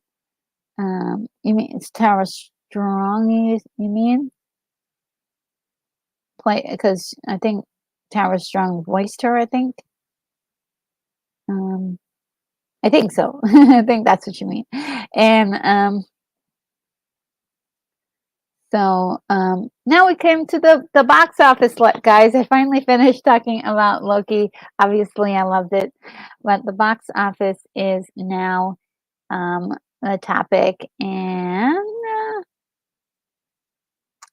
Sin Havoc says yes, awesome. And let's see. All right, so the box office, we've got Five Nights at Freddy's, like, killing it. People are loving it. Critics hate it. People are loving it. This is how it works, It's already made its money back, so now it's all into profits at this point. They really didn't go for the moon here, and they didn't have a huge blowout marketing campaign or anything, and they got lucky. The timing is right. Not a whole bunch of stuff is out, and especially nothing that really breaks the barrier between something kiddie and also grown up. So I think a lot of people are happy. You could take the whole family to see this. Um, I heard that there may be some parts that are really, you know, maybe that you could watch out for, but on the most part, they said that you can. It's not a detailed story. It's really pretty simple, and it's just it's just an average movie. But that's what we need right now. Um, and yeah, they're making a killing. They're making a killing. And Taylor Swift is number 2 in the Eras tour, still doing wonderful. It is definitely not appearing at as many theaters now, but it is definitely still out there, and good for Taylor Swift, good for the theaters for coming up with something creative to keep going. And Killers of the Flower Moon is number 3. I heard this was an amazing movie, and it is doing decent numbers. I think it won't. It's not. I don't think it's made back its money yet, but it is. It was. It's not about this. This is basically an Oscar movie, and that would be the main reason for Paramount to make this movie is for the Oscar buzz, and that's what you invest in a movie like this for. And then After Death is doing well at number 4. I have not heard anything about After Death, but this is its first week. Exorcist Believer still hanging in there. This is a surprise to me that Exorcist is still on the leaderboard ahead of in the top 10, and it looks like somebody's out there going out to watch it. Paw Patrol, the mighty movie, is actually still doing well. It's sort of the surprise of the season. It wasn't expected to do very well, and it's killing it. Freelance is one I have not heard very much about. Nightmare Before Christmas, and it is actually in the theaters right now, which is really sweet, and it's at number 8. The top 10. Saw 10 is out. It's on number 9 and doing very well. The Creator is number 10. So that's another movie that's probably going to be up for at least consideration for Oscar. Anatomy of a Fall is number 11. Haunting in Venice is number 12. And The Nun is number 13. Oh, The Nun 2, sorry. The Nun 2 is number 13. So that is, the big thing is Five Nights at Freddy. That's the big talk of the town right now.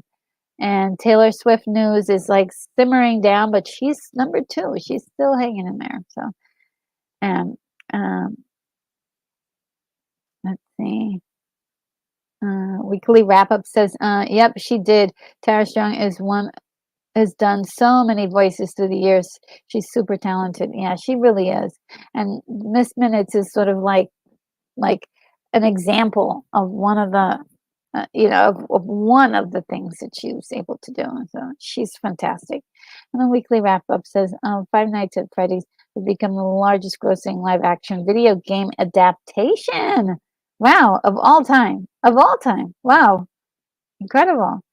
And Daryl Johnson says, I'm back. Did you miss me? LOL. Of course we missed you.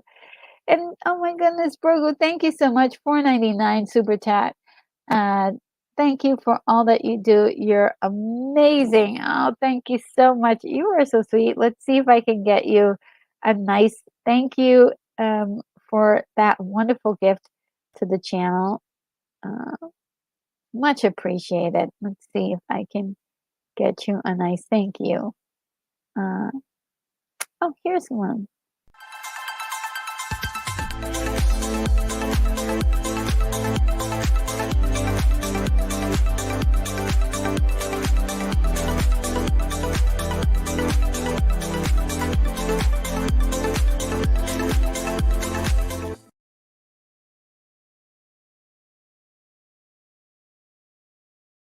Oh, thank you so much. And Daryl Johnson says, "Exorcist believer still hanging in there." Though I see, yeah, I'm totally surprised by that. So I think the need for horror, people really love horror as a genre to see in the movie theater, and I think and that's something that people that we should really take a look at, as far as like the enjoyment of seeing on screen. Those big action adventure movies, it's great. Um, but horror is seems to be a staple, and it's doing very well. Doing very well. Um, so if we have anything to learn, it's that, I think. And the headlines. Give me one moment. I'm having having some allergy issues. Hate this. All right, let's see if I can buy a few moments. I don't want to put the entire allergy break um thing on. Well, actually, so why don't give me one moment. Oh,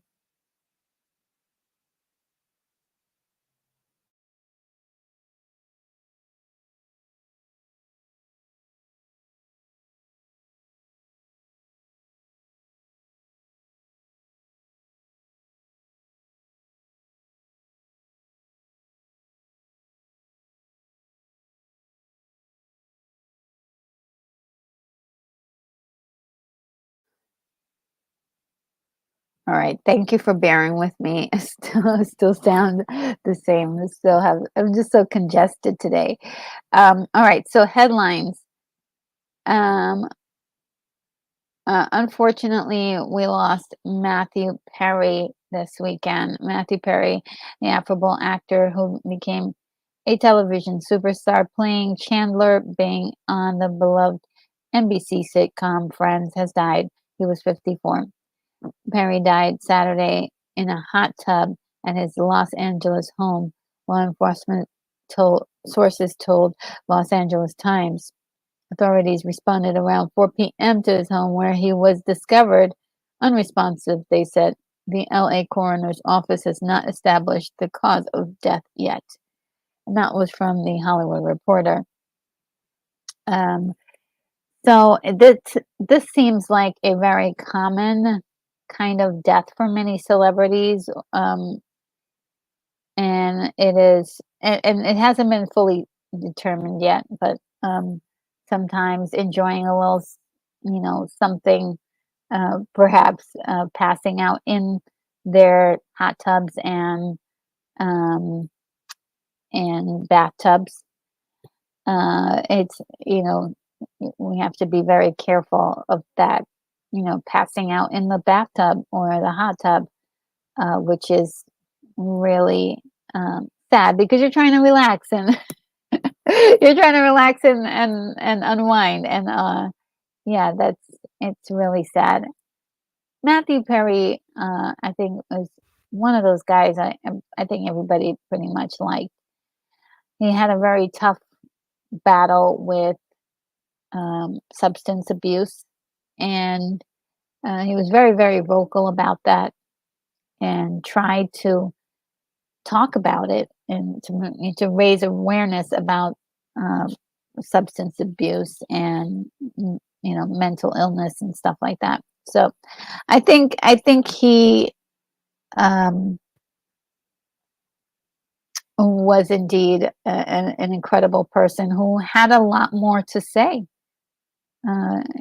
Every single interview, he seemed to unleash a little bit more information, a little bit more uh, depth, I would say. So it's really sad that we lost him so young at 54. To be honest, I think,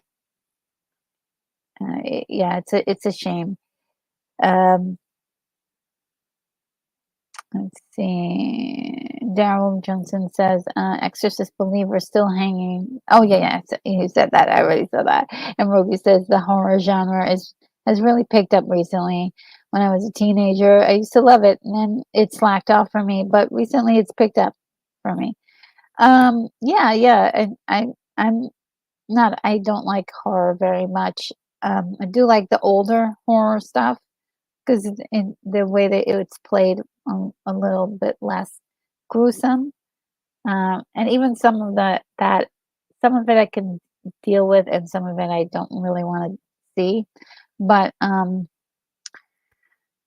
it is a very it's one of those entertainment mediums that I think people just absolutely love. And it gets a rise out of people, and great to see in the big screen, right? On the big screen, you get all the chills and the thrills and all that stuff on the big screen. And Dell Johnson says that's way too young. Yeah, I think so. I think so. Um, and yeah, I hope they can identify, exactly what went wrong. But some people were saying that he drowned initially, and so yeah, that is a, a very common way people are dying now is relaxing in a hot tub or in a bathtub and drowning. Keithy says somebody said this is affecting his generation because it's the first significant person that they know their age that has died. Oh, really? Wow. I know. I mean, I'm a little bit young. Well, I'm only a year younger, and I've known a lot of people who've died. Um, so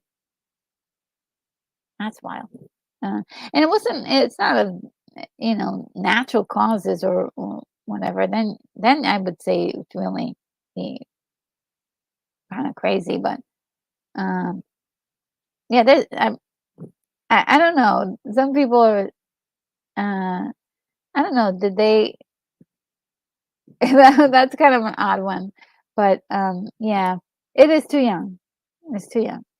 Um, and I think one thing, the reason why it really affected a lot of people, or really affects a lot of people, is because a lot of people felt like they could identify with Matthew Perry. A lot of people felt like they could identify with his character on Friends.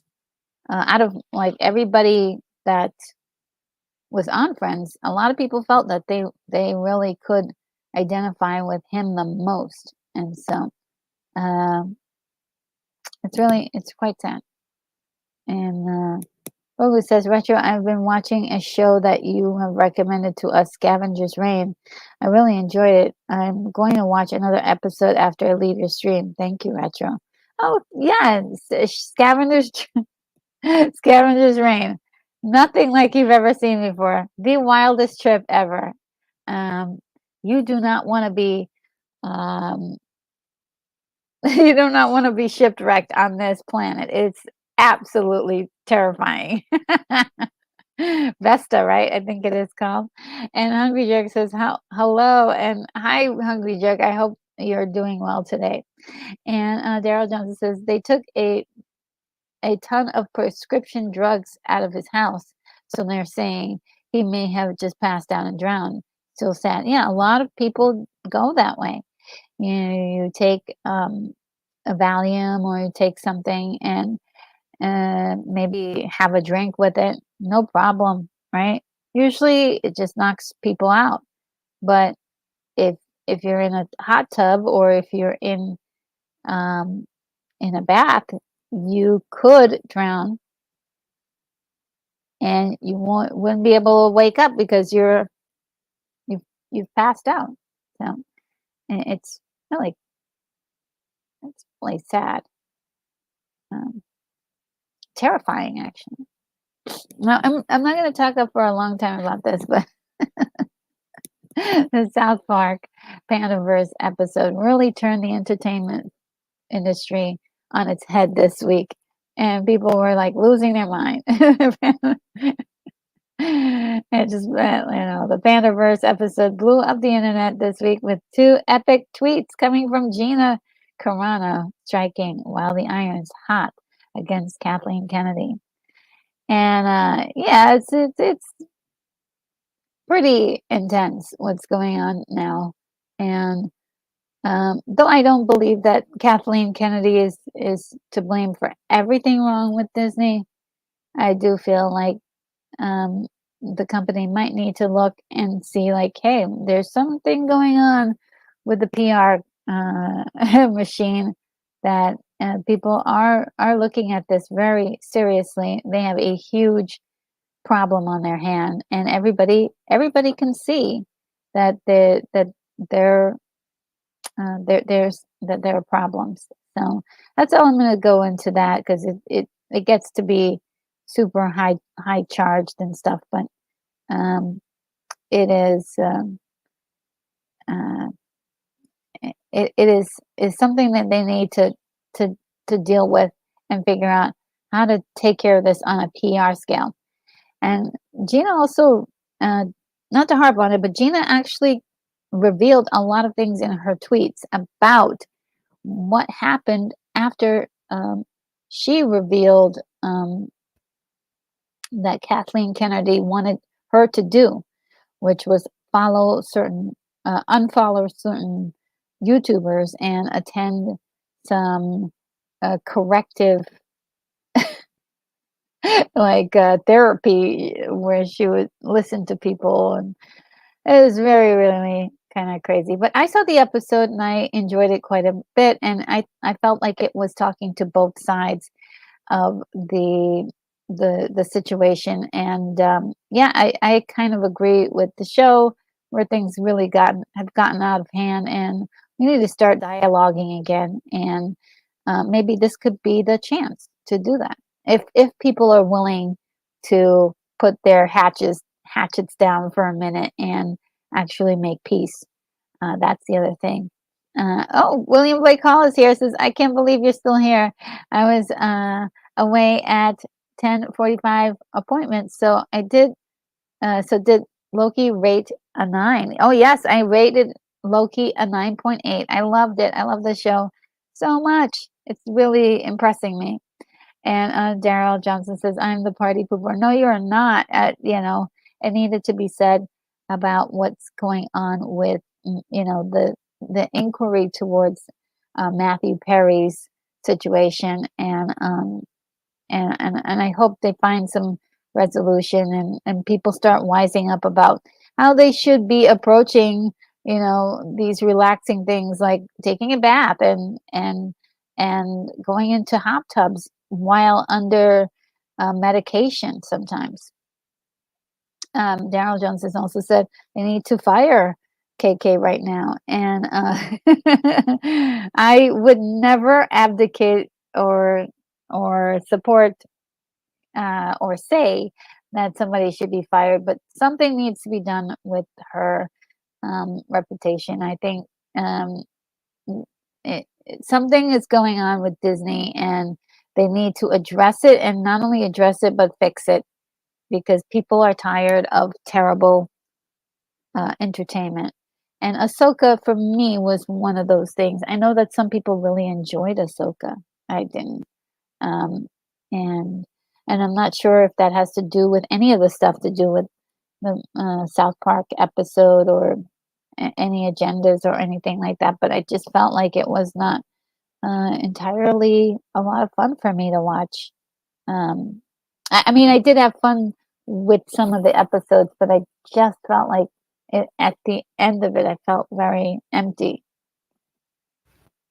And I wanted to say hello to Joshua, who says, happy hump day, everyone. Don't forget to smash the like button. I really appreciate that, Josh. Hope you're doing well. Take care of yourself. And thanks for telling everyone to hit the like button. It really makes a difference for the channel. And Brogo says it's not coincidental that everything went down with Kathleen Kennedy. She has a lot to do with it. I think so. It's definitely. I agree with that. Yeah, I don't like dog piling on anybody, but yeah, it's evident. It's you can see it with your eyes. You can see it with your own eyes. And William Blake also is saying hi to everybody. Winter has arrived. Oh yes, it has. It has. We're finally reaching 33 degrees right now. Finally. Bust out your shirts, everybody. Daryl Johnson says, send her out to pick up. Oh, gosh. Wow, that's mean. Daryl, gosh. Really Radham says, I think someone else needs to lead Lucasfilm. It isn't working anymore. Yeah, I think so. Indy was a big reflection of that, right? Like what happened there? It seemed like Indiana Jones, fail safe. All guy is a professor, goes out, does these incredible adventures, and then he comes back to his life. How simple is that?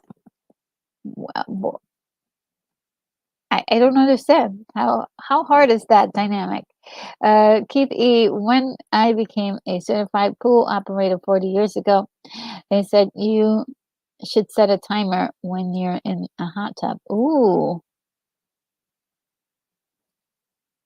really? I didn't know that. Did not did not know that. Oh, you were a certified pool operator? Wow, that's pretty cool. Anyway, William Blake Hall says some things need to just go. I loved Star Trek, but I pretty much said goodbye to it after Deep Space Nine. After First Contact, I've haven't seen Strange New Worlds though. Yeah, I've similarly, but my breaking point was the 2009 movie. Yeah, that after that I was done.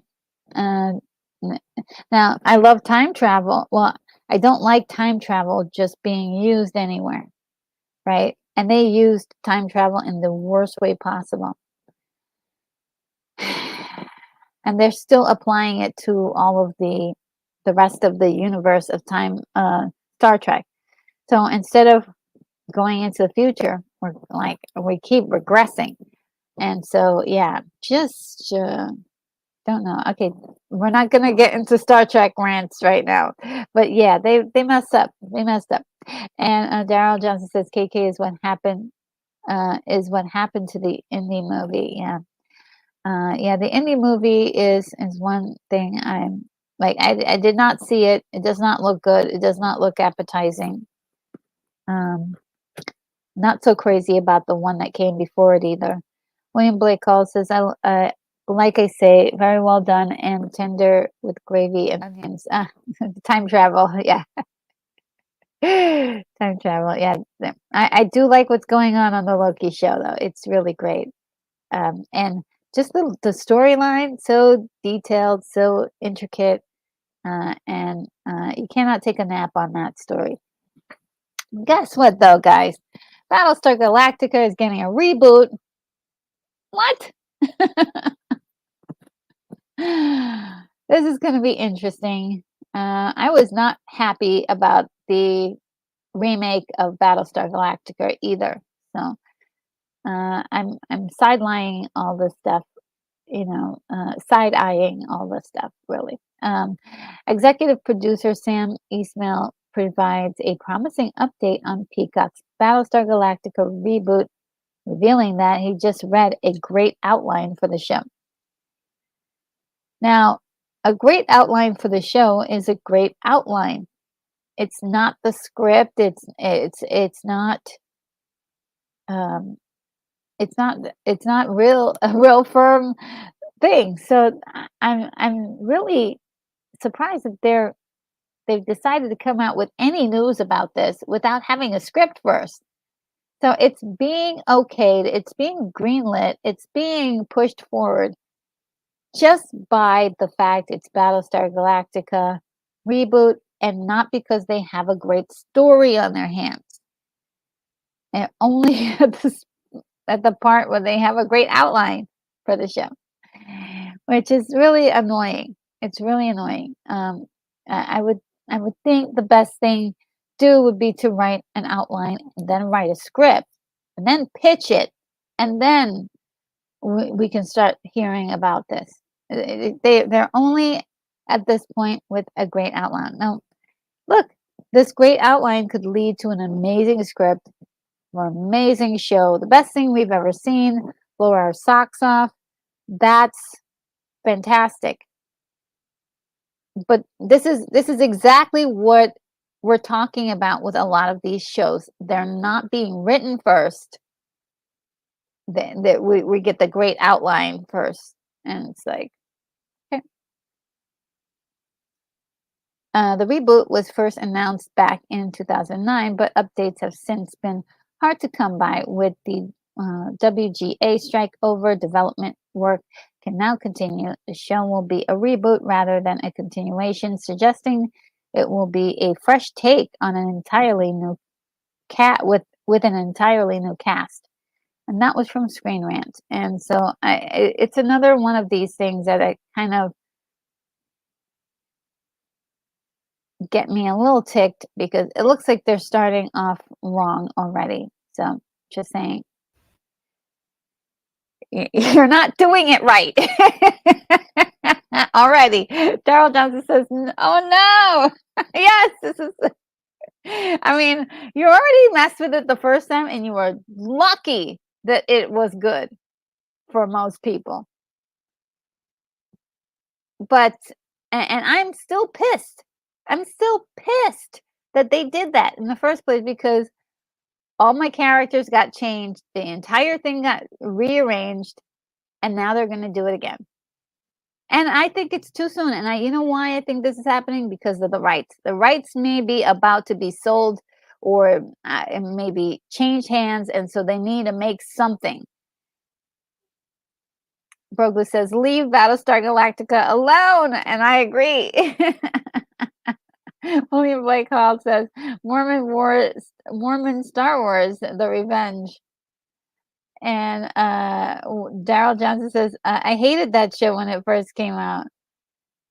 And yeah, I was so pissed. They changed every single character. They did everything that was different. And then they had the nerve to call the original series robots toasters. And I know it's a joke, but it's like, look, those toasters were amazing to us back in the 1970s. You know, I thought they were amazing and they were scary. And Keith E says, I was going to tell you a time travel joke, but when I told it to you in 2025, you didn't laugh. Nice. Nice. And William Blake Hall says he laughed. And Unicorn Rabbit Studio says, thanks for not wasting our time. Oh man. You guys make me laugh so much. Okay. And William Blake Hall says, with any luck, there may be a lot on my mind come 2025. And Daryl Johnson says, it's all about the money, money, money. That's what it is. It's about the money, using the name Battlestar Galactica to get the old fans. Oh, they're going to do something with Battlestar Galactica. They're not going to do your thing. They're not going to do your thing. They're not going to do your thing. It's going to be their thing, whatever that is, based on an outline that they just came up with. That they probably got from ChatGPT. Let's be honest. Let's be very honest. And Brogu says they screwed up Star Wars. Now they want to screw up Battlestar Galactica and everything else that we nerds enjoy. Yeah, really. Yeah. So they're not only going to mess with Battlestar Galactica twice. They're going to mess with it twice. It's like I thought the first time was hilarious, right? And it turned out to be a good series. And I was like, okay, you didn't mess it up, but you did. You messed it up, but you did a good job. Like that show should not have been called Battlestar Galactica. It should have been called something else, inspired by Battlestar Galactica. And also, from what I'm hearing, is that yeah, because you can't use yeah, it was I thought it was dumb using the name Battlestar Galactica to sell something that wasn't actually Battlestar Galactica. And now they're gonna do it again. Ooh. William Blake calls says, winter has arrived at least in Butler County. And Unicorn Rabbit says 2025. That's in 25 years from now, I'm sure. Yes. Feels like it. And William Blake Hall says, not even it's not even 25 months. And Unicorn Rabbit says, my hands are frozen. I dropped one glove and then left the house and dropped the other glove at my second stop. Oh no. Gotta buy new gloves. And William Blake Hall says, I'm suspiciously of I'm suspicious of fresh new takes. You want a really fresh new take? Start a whole new thing. Thank you, William Blake Hall. Somebody needs to put that in a huge, huge, like, I hope, and I'm gonna say what I hope, because that's mean spirited, but this is just too much. Stop it, Hollywood. Stop it. Stop it. Stop doing these fresh new takes of old stuff. Just do a whole new thing. I don't mind if you said, we're doing, and this is what they used to do. They used to name it something completely different and use it as a completely new, give it a completely new name and it say, hey, it's inspired by. I don't care. That sounds wonderful. Inspired, something inspired by Battlestar Galactica, but you're not changing Battlestar Galactica. Great for you. You're being honest with me. You know, imagine if Star Wars came out and it said Flash Gordon on it. And you're like, what? Since when does Flash Gordon have, glowy sticks? Like, you would be completely like, where's Flash Gordon? Where's Ming the Merciless? Like, we need to stop this mess. Really, stop it. Stop it. Hollywood, stop it. William Michael says, I hate it when I'm caught gloveless. My sympathies. Yes, that's really, brutal, brutal, brutal. We hope that there's like a little shop where you can buy, like, 99 cents, like, stretchy gloves. Well, I think they're like $1.25 now. Daryl Jones says it's going to star The Rock. Yeah, well, speaking of The Rock, I love The Rock for whatever reason. I always think he's amazing, but I really hope that they put a pause on this Moana business because it is too soon for a live action Moana. They're using The Rock, but the main girl that played Moana is not going to be used, and so I think there's my brain is like having problems. It's going. Cannot understand. Oh my goodness, V, you're so sweet. Thank you so much for this super chat. Oh my God, you're really appreciate this. 20, Lara, I believe. That's amazing. Thank you. Let me see if I can find one that hasn't been used today. Let's try this one. Thank you so much. Appreciate it.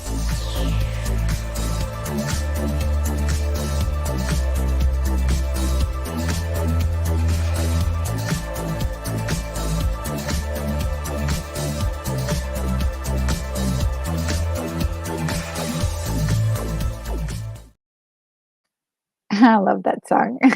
Thank you so much. Really appreciate that, V. That's going to really help the channel.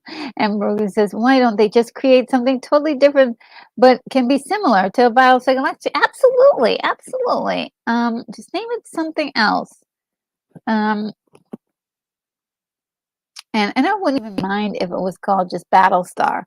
And I can be like, okay, Battlestar.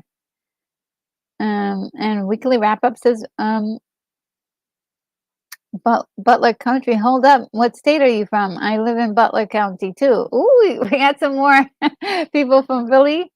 Um, let's see. Possibly Philly in the house. Dal Johnson says, that's too much that's too much work, bro. Exactly. And look, coming up with something new, outline, like what, you guys are really like, we haven't even talked about characters yet. We're just on outline. Like, I have like this vein over here. It's like it's like popping out. It's like it's like hurting now. It's hurting. Oh my God. Just it's getting to be crazy. And William Blake also says, "Well, exactly. Chris Carter, creator of the X-Files, had the sense to not call it a Kolchak, the FBI story." Oh, did not know that. And William Blake Hall, Pennsylvania, close to my town of Pittsburgh. Oh, Philly. I said Philly, but it's Pennsylvania. Sorry about that. I don't know why I said Philly. The Weekly Rapper says, "Hail, me too. Amazing. Haha. Oh, cool, cool. Pennsylvania. She's a big state." And I'm in Cranberry Township. Oh, cool. That sounds really nice. Is it nice during the winters there?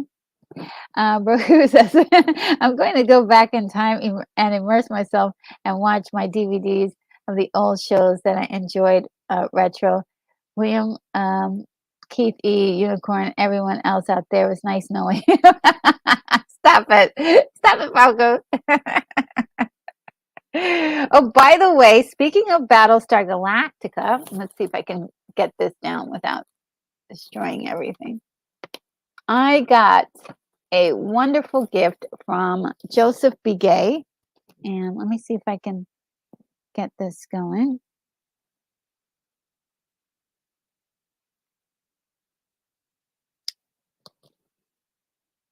I don't know if you can see it, but Battlestar Galactica, the original, the complete epic series, guys. This was gifted to me by Joseph Begay. Thank you so much, because I can't wait to get into it. It's all sealed in plastic and everything. Really amazing. Show and tell. Oh man, I had to share that with you guys. I was gonna save it for the members, but you guys, members are gonna be eating. They're gonna have a lot of stuff. So I figured I'd share that with you guys. William Blake Hall says, equally, that could be a tough drive. Oh, okay. Let me see. Let's see. Blah blah blah. Gonna.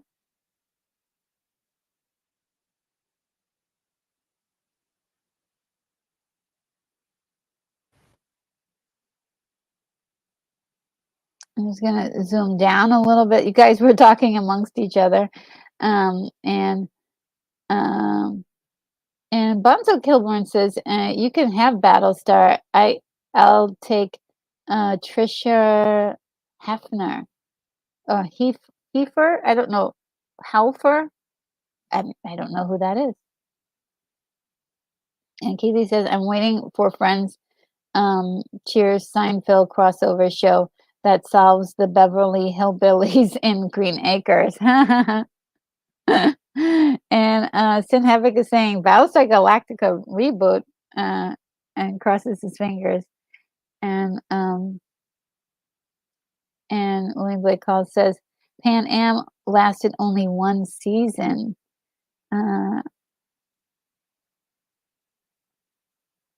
And Bronzo says Tricia is the hot human Cylon. Oh, okay. Yeah. See, I forgot already. And Sin Havoc says, just can't wait for Rebel Moon. And I agree. I can't wait for that either. It's way more interesting to me. But yeah, just to show, I thought this was very alarming to me. I know that a lot of us share the same sentiments about reboots. We're not the biggest fans of them since they're just doing them so much and not putting the care and the detail into the stories like they should. And also, this is has been green light to go. We don't have a uh, I mean, it's got only an outline. We've got a great outline that was been written by Chat GPT. Look, I don't know if it's been written by Chat GPT. That's just my addition to that. Because it's very easy. You could go to Chat GPT and ask them to do an outline of a story for you. That's pretty simple. But at this point, we should get like a treatment or something a little bit more than just an outline, and that kind of raises my eyebrow and makes me wonder: was this written by a human being? I hope it was. I hope it was. Um, and Sin Havoc says, got my pre-order Rebel Moon merch. Retro, did you get the MCU book? No, I'm on a tight budget. It's really tight. Sin Havoc says it's a good book to read. Is this the one with the timelines? Because I think I heard about this new book. I would like to have that, but I've got to manage my finances and make sure that, the stuff that needs to get paid gets paid for. Um, the next story is about the SAG-AFTRA strike. SAG-AFTRA to meet studios again Wednesday, which is today, after another productive day of talks. That was yesterday, Variety. And so hopefully they should be coming to a close soon. If this round of talks does not work, they won't be able to start talks until January, which is really a big deal. It's really a big deal, and I think I don't know if they're going to be able to do this in the next few days, and if it's going to make a difference. Well, what I heard was that if they don't settle this in a few days, that means that the next round of TV shows are going to be affected, and there's no matter of work that they're going to have to do to catch up to that. And so I think they really do have to come up with something in the next few days, or it's going to get tougher for the studios. It's going to be even tougher for the actors because they have to promote all this stuff. And we've seen how not promoting their things have cost the studios a lot of money, but also it has reduced the amount of the elements of surprise, if you will, where celebrities have slipped up and said things that they shouldn't say and have cost the movies to go downhill. Bronzo Kilborn says, Retro, there's a P.O. box where I can, is there a P.O. box where I can send you stuff? Yes, there is in the description. I do have a P.O. box, so you can send me, anything you'd like. Thank you, Bonzo. That's very considerate of you. Thank you. I really appreciate it. And Bonzo Rogu says, "Sorry, Richard. All I gave was $4.99. Man, that's really gonna look. I still need to get things, and so $4.99 is going to be fantastic. This is going towards the fund, and to help the channel. So $4.99. William Blake Hall says it well. Says $4.99 is always good. It really is. So I really appreciate it. You're also a member. You're watching almost like pretty much every single show. That matters to me. So I appreciate everything you do, Progu. You're wonderful. to this channel. So I really appreciate it. And everyone who's still watching and everyone who's ever contributed, you're amazing. That's all I can say. And Sin Havoc says timeline and lots of information about the behind the scenes. Oh, really? That's cool. All right. Well, I have to put it on my desire list to not know that it was. I heard about this book from one of the channels, but I didn't realize it was something like a that I must have it. So I think I'll put it on my list. And Sin Havoc says SAG after strike ain't stopping until at least March or April of next year. Oh wow. I hope not, because that would really be messed up. And it is it is definitely it's gonna really put a dent on next year's entertainment. Let's just put it like that. And so, but I hope they can come up with something, because then will that won't be too bad for next year. And Bonzo says, "Oh my God, you're in North Dakota. How did you get way out there?" Not if I'm not being too nosy.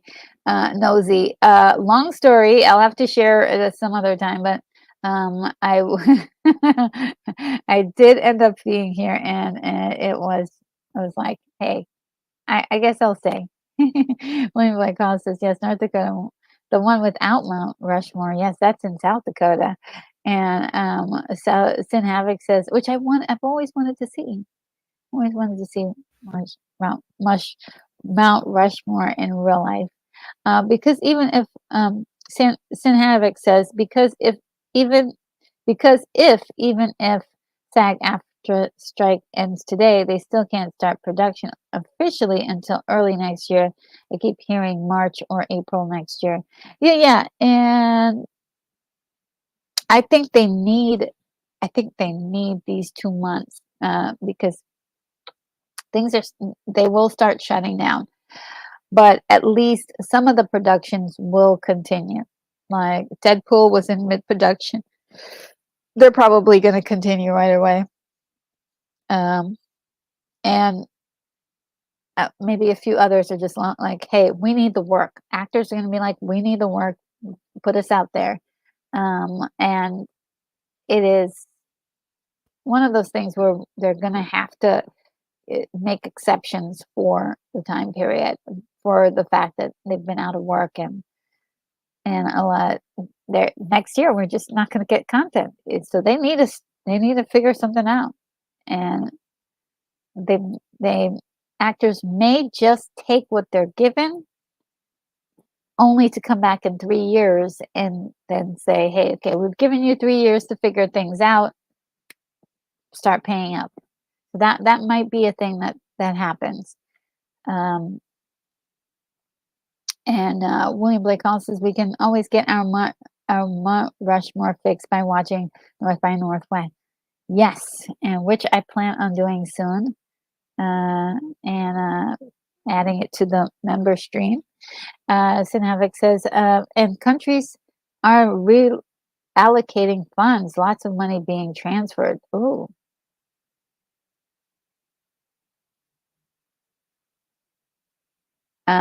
What do you mean? Like people are, I'm not sure what this means. Like, are people moving their money to other countries? I'm not sure. I'm not sure what that means. Uh, uh, and we've got Salem's Lot here. Some Salem's Lot news. Warner Brothers is planning a remake of Salem's Lot, and this really boils my blood. I did like a Fran Drescher laugh.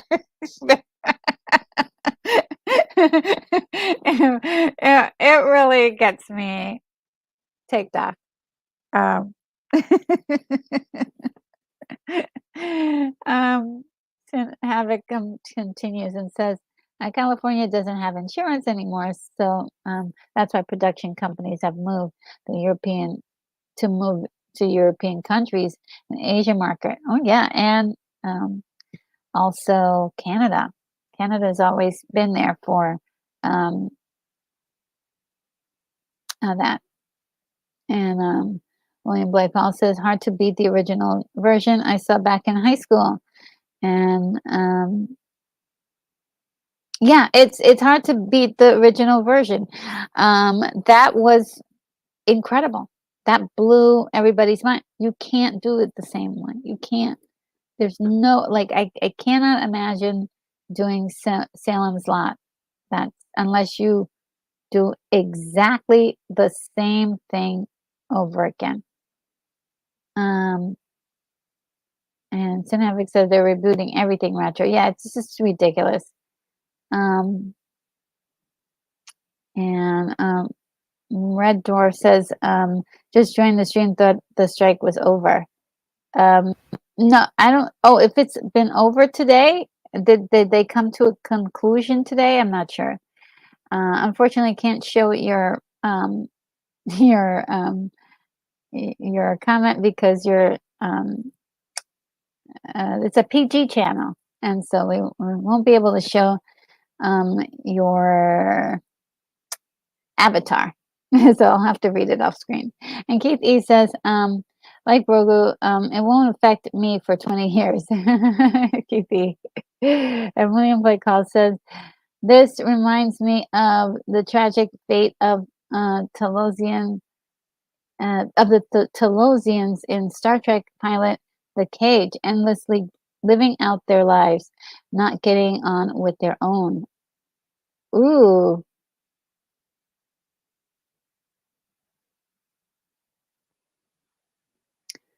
Oh, thank you so much, Red Dwarf. Red Dwarf says, Retro Nerd Girl, been watching your videos for a long time. Just want to say you're as cute as your videos are entertaining. Keep up the amazing work. Thank you. You're so sweet. Thank you so very much. I really appreciate that. Thanks so much.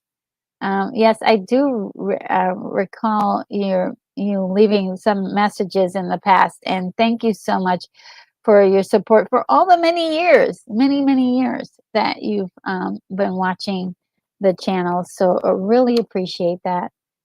Let's see. Oh, guys, yeah, that's the end of the yeah, the headlines for today. I just think this is so appalling. And I usually try to say nice things about, but Salem's Lot, that's my jam right there. Like, don't change that. Don't mess with that. Don't remake it. It's like, it's perfect. It's perfect. It's old timey. It's like 70s. Let it be. Just let it be. But they won't let it be. There was another version, Return to Salem's Lot, that didn't do very well. I've always been meaning to watch it, but I haven't been able to because it just doesn't look good, and reviews for it has been very bad. So yeah, I think this is a shame that they would just discard this one. It's really a very good version. They did some really incredible things with special effects there. There weren't advanced special effects, but you don't need it. You don't need CGI or any of that stuff to tell a great story, to show vampires in a room. I mean, they did a lot of stuff with like shadow work, makeup. Is this incredible makeup that they're using here for I forgot the name of the bad guy here, but they're using a lot of really good stuff here for this vampire, and it's just we don't need the CGI face to make him scarier. CGI vampire teeth, CGI blood to make it more gory. And Synaptic says, "Rant away, retro." It just really is so hard to believe that they're doing this, and there's more reboots and remakes on the way. That's really breaking. That we're not going. Um, Five Nights at Freddy's is kind of new in a way, but it's still based on something. So, oh, I just got a. We're having trouble streaming on YouTube. This may be an issue on YouTube's end. We'll keep trying and let you know if it's resolved. Please check YouTube to ensure the stream looks okay.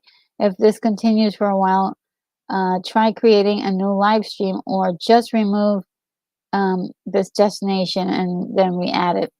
Okay, so I hope, are you guys seeing any problems from this end? It looks like it's fine. I have been streaming for 3 hours. I am gonna close up soon. So Synaptic says, let them know. And William Blake Hall says, we all need to get to the planet Floptorium. Flop, tim, flop, timid, flop, timid, Floptimum. There we go. And Daryl Johnson says, if they remake Salem Slop, don't watch it. Let it die. And William Blake Hall says, let it be, let it be. Whispers words of wisdom. Let it be, let it be. And let it be. Vonzo says, Paul McCartney agrees. Let's see. And oh yes, Kurt Barlow, managed by Richard Straker, played by James Mason. Yes, love those two. And like, you're gonna get somebody to play a part as great as James Mason played it. James Mason? I mean, no, I refuse it. Who will you get to play that part? I just don't know anyone alive who can do that. And Rogu says, so long, everyone. Enjoy the rest of your day and coming weekend. Oh, so good. And same to you. Same to you. And let's see. Sin Havoc says, I'm good. Yeah. And nope, you're fine at RNG to go. This is weird. They're telling me this now. And there have been so many times when the stream has been interrupted, and in different streams. And William Blake Hall says, all hailing frequencies looking good. Thank you. And so, yes, I think I will tie things up now. And before I go, I want to kind of review what will the next live streams be. So let's see if I can get that document up. So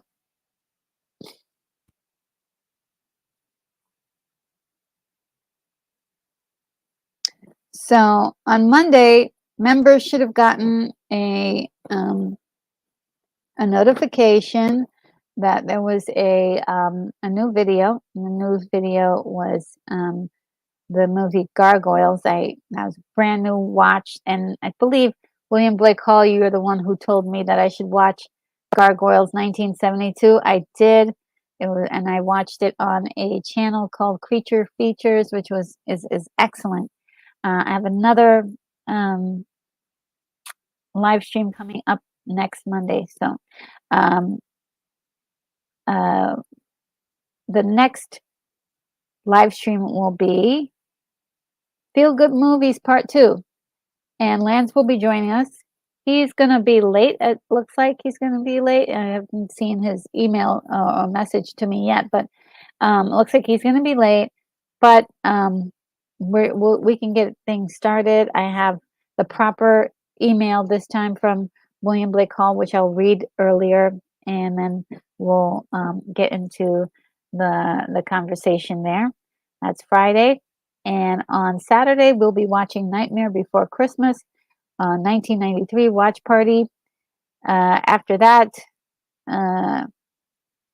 Some watch parties that we'll be uh, enjoying would be Journey to the Center of the Earth, Forbidden Planet, and then we'll go into Miracle on 34th Street as our Thanksgiving type movie. So I think then Thanksgiving will occur, and then after that we'll watch that on the on that Friday, and so that'll be kind of fun.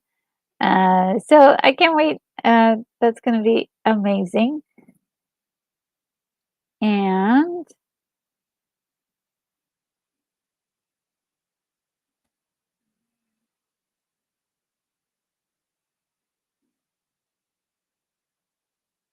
let's see.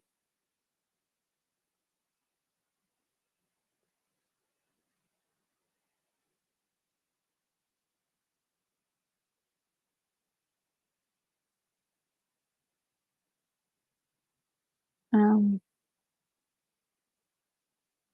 Thanks for bearing with me right now. I'm having some problems here. Um, and Gerald Johnson says, "Looks like Barlow has one fang. He has two, but that they're crooked, and I do love that. He's not a perfect vampire. It's great."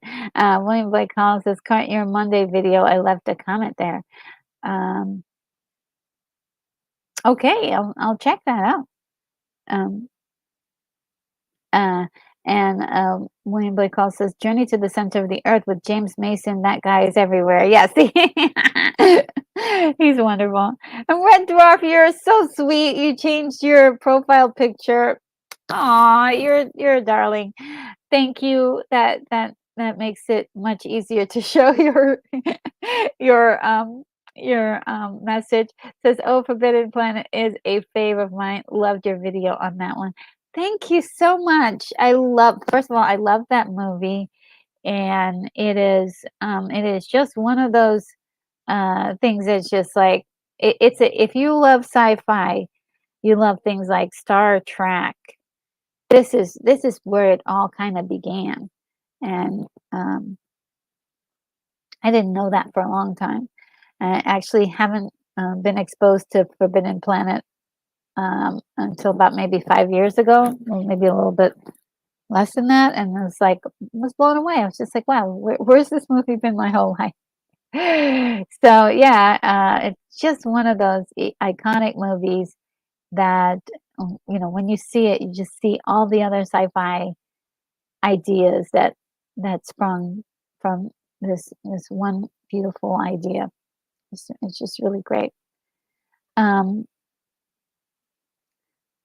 all right, guys, I do believe it is time for us to, let's see if I can remove this. Yes, it is time for us to part ways. I know I don't want to. I want to keep talking, but it is time to continue. It's been 3 hours, and without further ado, guys, I bid you adieu. I do have the 3-minute video in which you can leave me any comments, any suggestions for anything that you may want me to review or maybe want to look at, or just any parting comments that you may have. Anything that you may want to say to any friends that you have in the chat and new ones that we've made today. And with that, I bid you adieu, and I will see you in the next video.